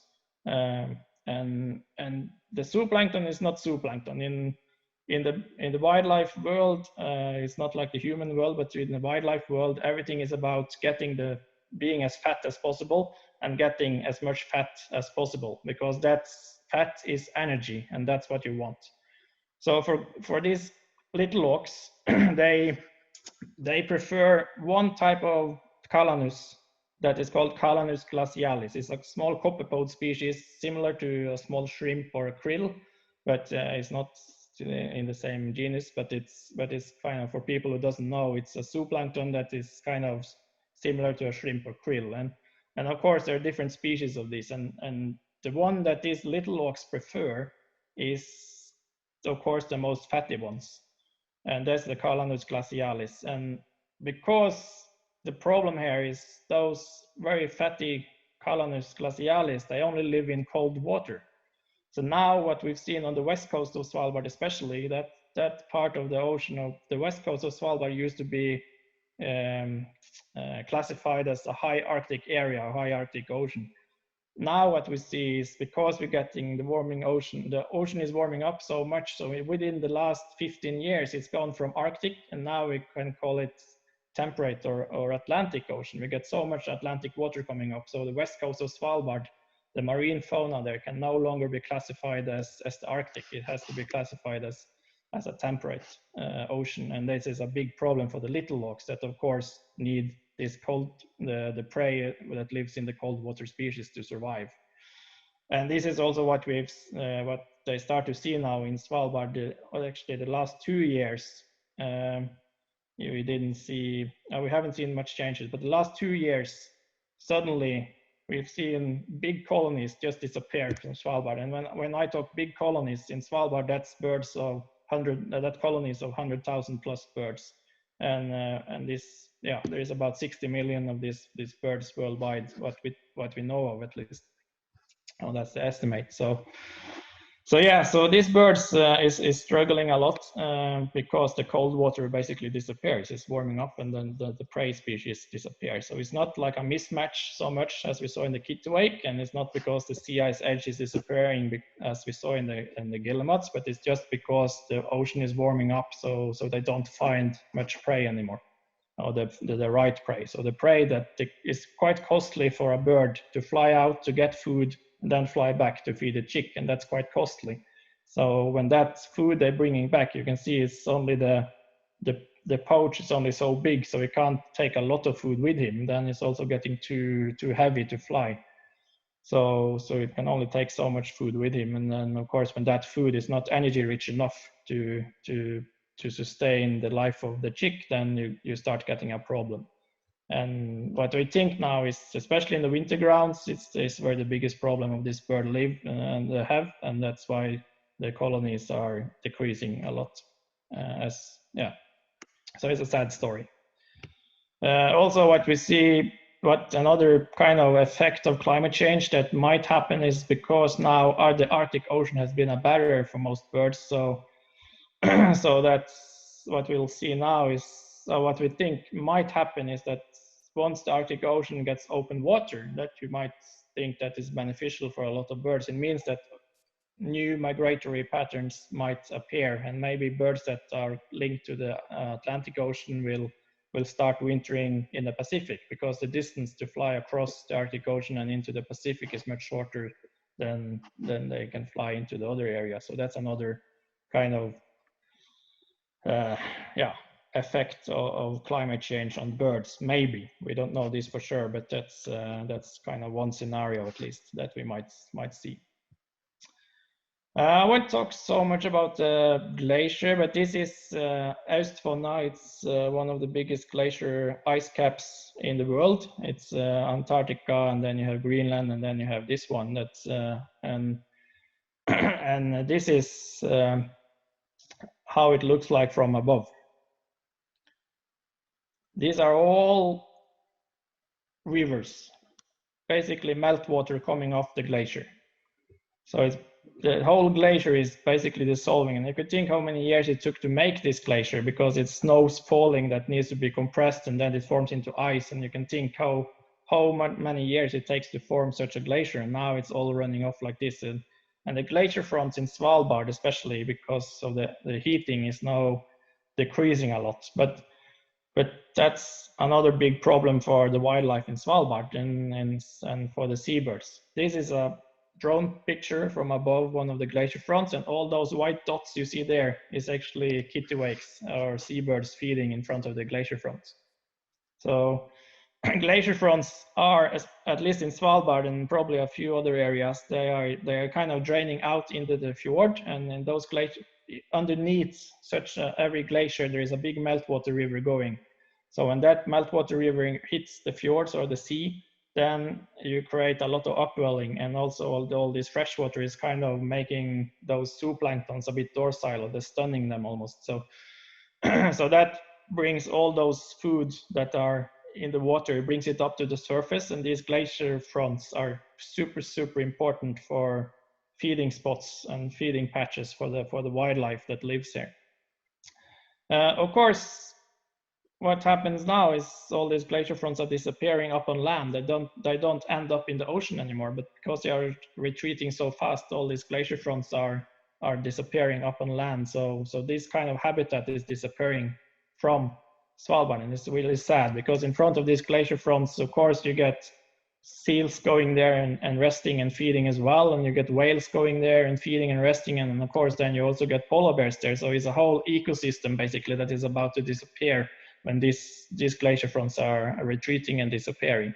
So it's a really serious business actually for a lot of the wildlife in Svalbard, and especially now with the sea ice is also disappearing, then a lot of the polar bears chooses to stay in front of the glacier fronts to hunt there, because that has been a reliable place for them to find seals in the future, but not in the past. But now, of course, many of these glacier fronts are disappearing as well. So then they become useless for the polar bears and the whales and the seals. So it's also a big effect on from the climate on this wildlife. So a little bit towards the end of the Arctic here. This bird is a puffin, Atlantic puffin, and something that is kind of happening now, and as we speak, actually on Friday, the Norwegian government will decide. But as we speak, because the sea ice is retreating, is disappearing, and then of course these areas get now available for oil-producing countries like Russia and Norway and US and so on. And actually on Friday, the Norwegian government will decide where the sea ice edge is going. So it's not about science, where we actually know the sea ice edge is actually going a bit up and down and so on, but the politicians, they decided to know better than the scientists, so they will decide where the sea ice edge is going, so they can start searching for oil in these areas. And already they opened quite a few places of oils close to some of the biggest bird colonies in Europe, and they opened oil fields just next to there for searching for oil. And there's already for many years been a lot of searching by seismic activity in this Barents Sea area, but now on Friday will be a big decision time for the Norwegian politicians, and it will show actually if politicians in Norway, if they kind of trust science and trust people that have been working with this for the whole lifetime, or if they just go by their own gut feeling and say that we don't want to trust science, we choose economy and things before science. So it'll be a kind of not only about oil, actually, it will be a little bit of a decision point on where our politician stands to listening for science, and which is a big problem around the world at the moment, that politicians choose to trust their own gut feeling more than scientific advice and such on. So a problem with this, of course, is if you get accidents happening, and it's not really if you get accidents. Accidents will happen sooner or later if you have these oil producing things in the water. So And many people will think this Atlantic puffin here that has a little bit oil on the left side of his belly, that is not a big damage. But the thing is, for seabirds, this is, you only need 1 drop of oil to damage the feather. Remember that a seabird, he lives by the ocean, he have choices, he find all the food in the ocean. The only time he more or less goes up on land is to actually breed, or sometimes also to rest. But all the food he's eating, he finds in the ocean. So then if you get a drop, this is a lot more than 1 drop of oil that this bird has, but 1 drop is enough to destroy the feather. And these feathers are kind of tightly knit together, so they kind of form this shield, which is almost like a Gore-Tex jacket for you that is completely waterproof and also keep the bird warm. But if you get 1 hole in your Gore-Tex, you will know that you will get wet quite soon if you are out in pouring rain. And this is the same that is happening for these seabirds. 1 drop will destroy the feather or the plumage, and then of course you get seawater into the body, and then the bird has the choice. Do I want to freeze to death by searching for food in the ocean, or do I go out of the ocean but then I have to starve to death? So this is a big dilemma for any seabird, that they get polluted by oil, get some oil on the feathers, and as I said, only 1 drop is enough. So yeah. So this is of course now a big new change in the Arctic, as the sea ice disappearing, new oil drilling areas is opening, and it's up to the government to decide where they draw the line and how much is worth. Michael also asked me to talk a little bit. I already gone on for quite a long time, I think, but Michael asked me to talk a little bit about the Antarctic as well. I haven't worked so much in the Antarctic. I've been on a few expeditions there scientifically, but also as a tourist guide. I've been worked there quite a lot the last 7-8 years. But I will talk a little bit about it. But in Antarctic, it's a bit more complex than in the Arctic, and it's a little bit more uncertainty actually from what is happening.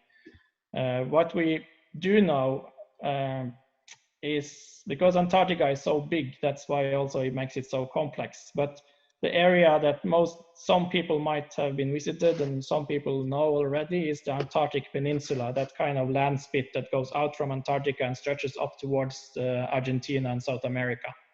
That area is quite important, not only for tourism, but it's the reason why tourism go there is, of course, most tourists go there is because it's easily accessible, but also because it's actually one of the richest areas in Antarctica.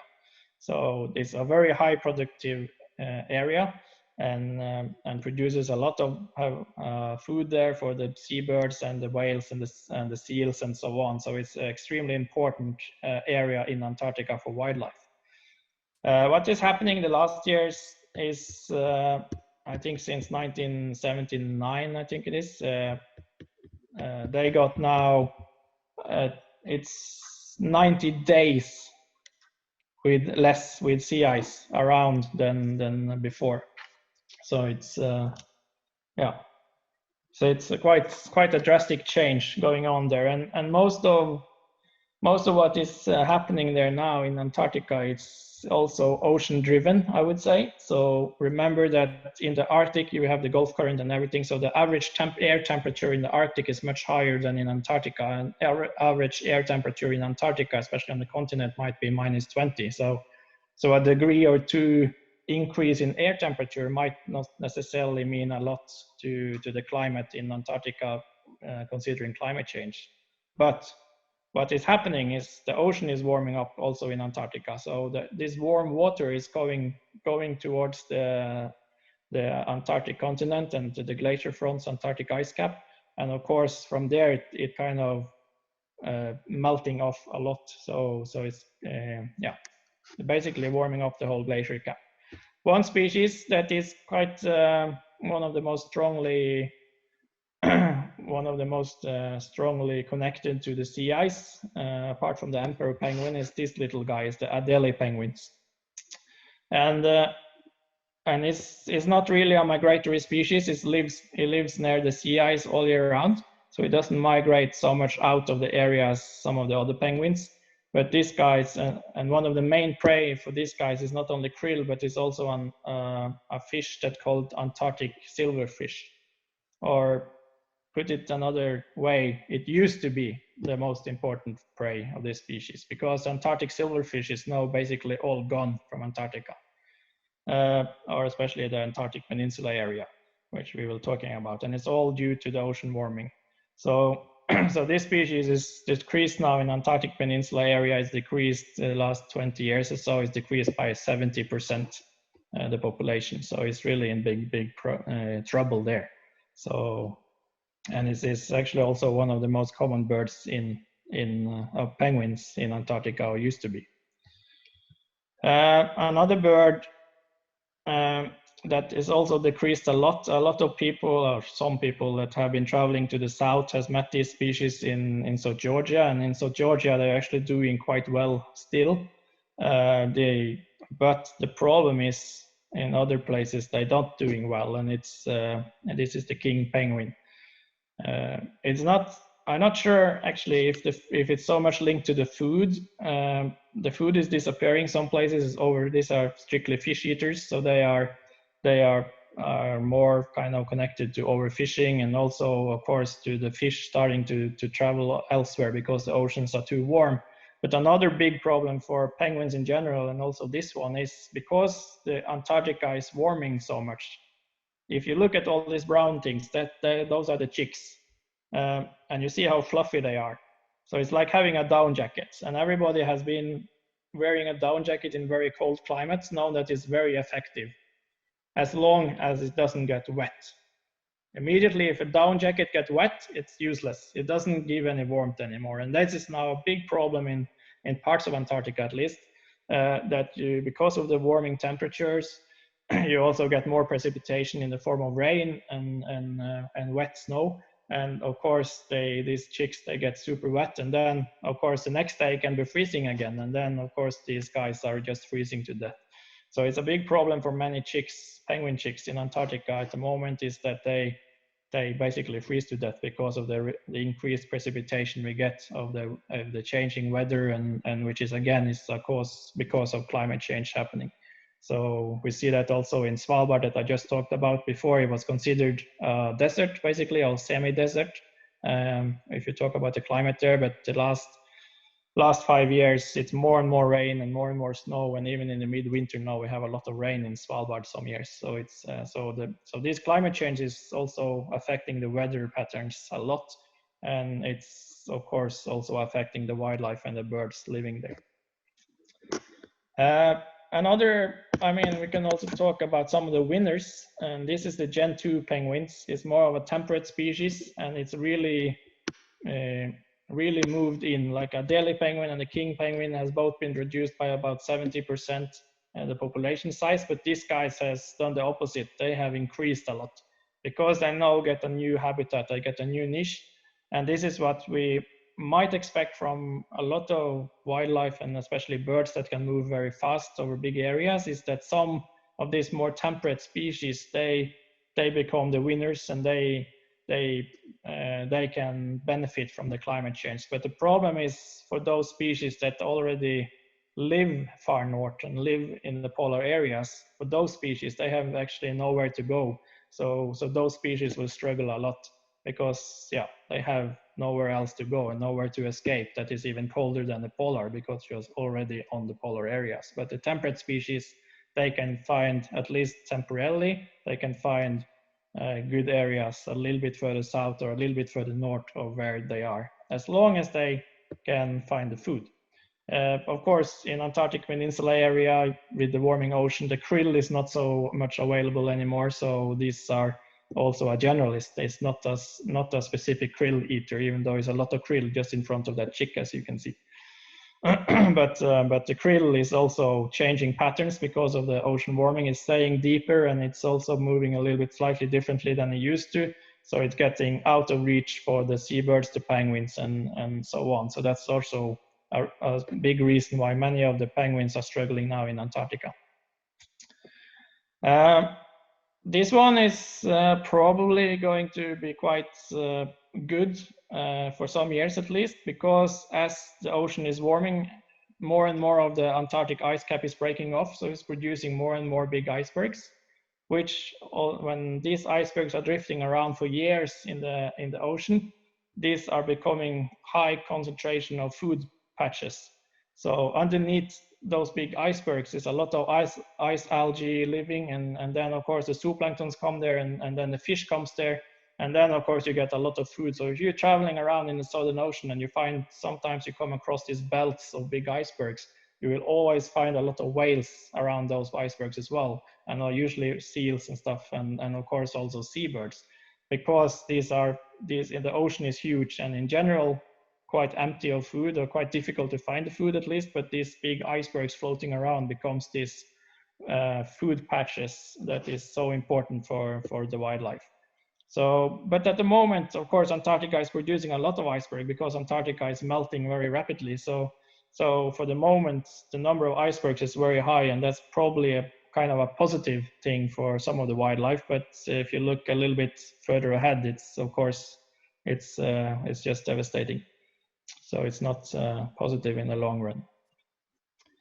Yeah, so I think that was more or less what I was talking about. Yeah, one more thing. I said the krill is disappearing with the warm water, and many scientists think, of course, this is jellyfish, Diplura species, I think.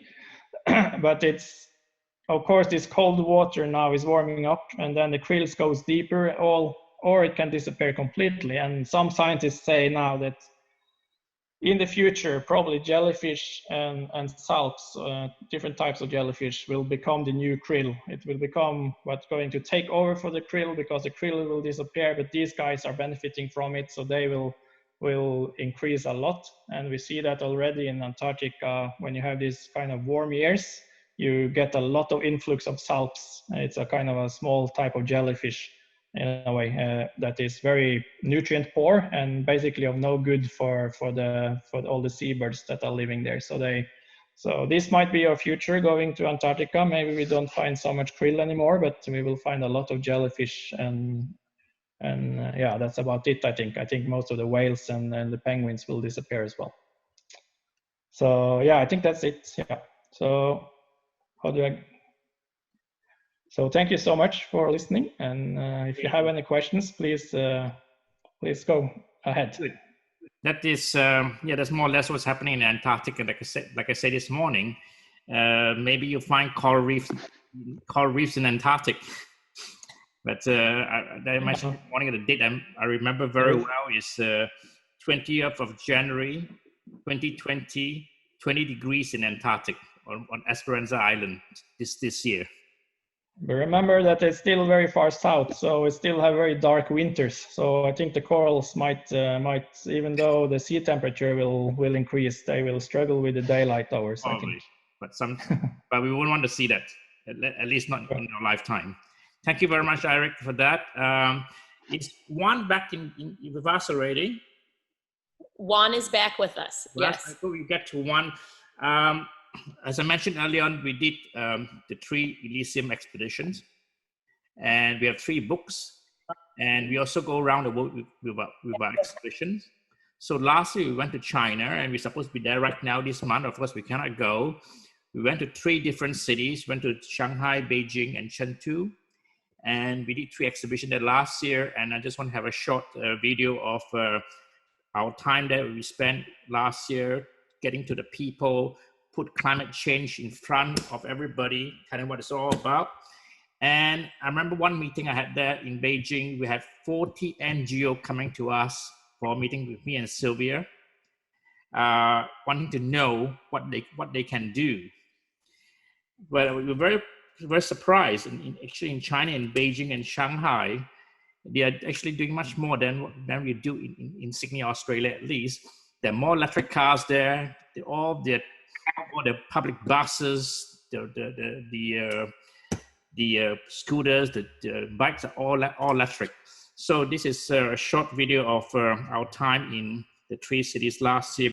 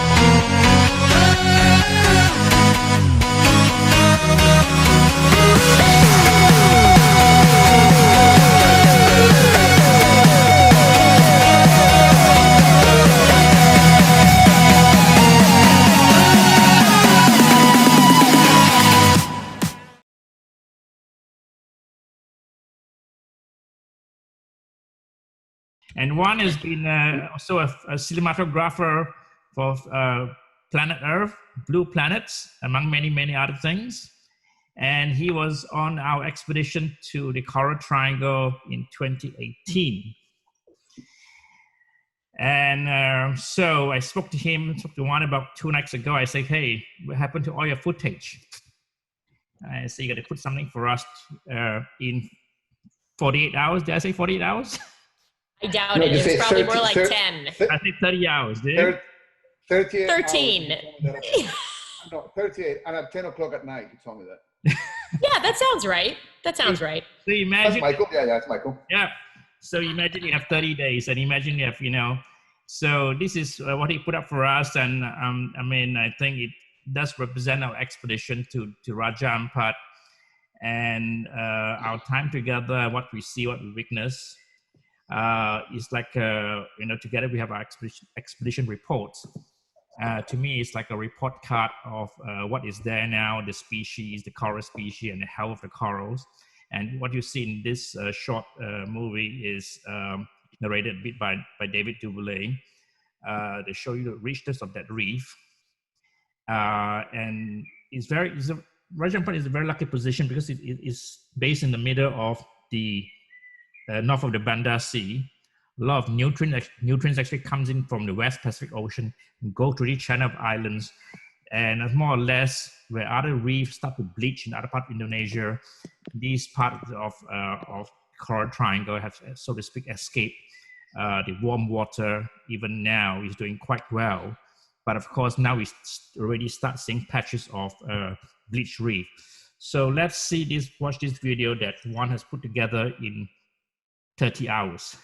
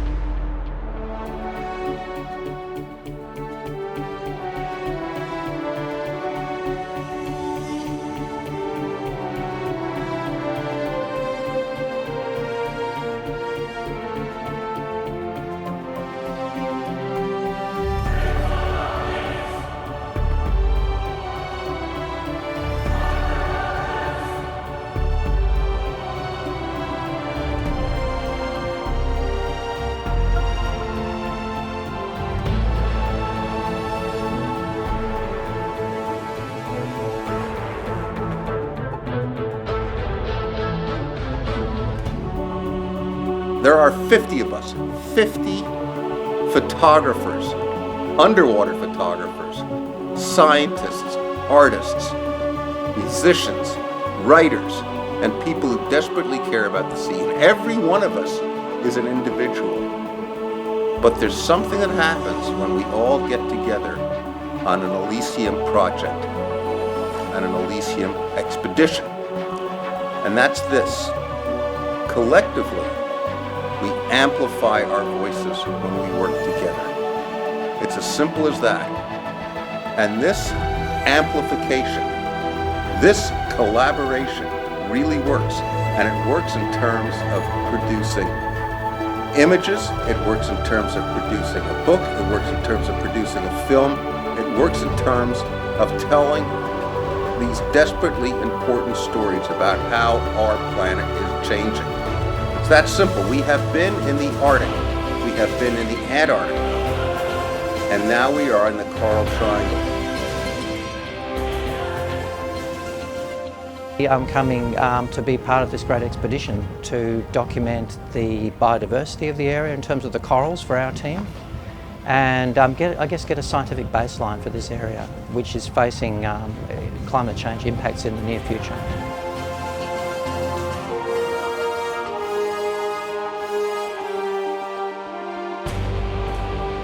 What coral looks like, how many different types there are, and all of these sort of microstructures that give them their defining characteristics.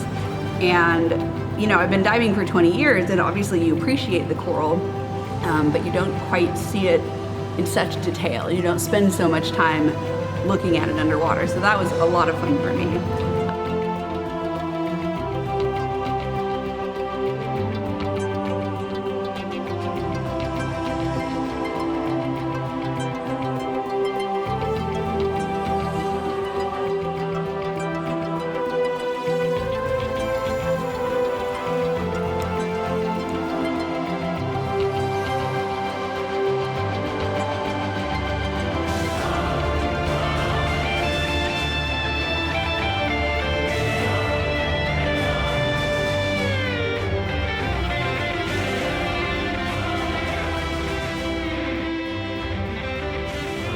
Made in the USA. And this is an extremely poignant piece of plastic. In fact, the most poignant I think we found, because this gives a fingerprint for exactly where this product was made. And this just supports the notion that plastic pollution is a global problem. Things being manufactured in other countries a world away are ending up in the ocean here. And this just goes to show how important it is that we really try to address the situation globally and take ownership over the products that we produce.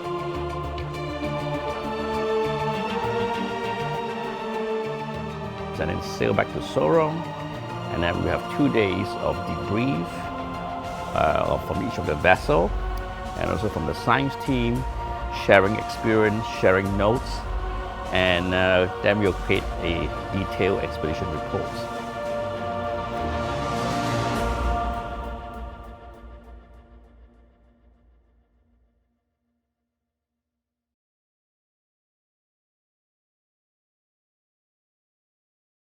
Yay! It was so good to see that. Oh, all the interviews and the footage. Oh, want to go back.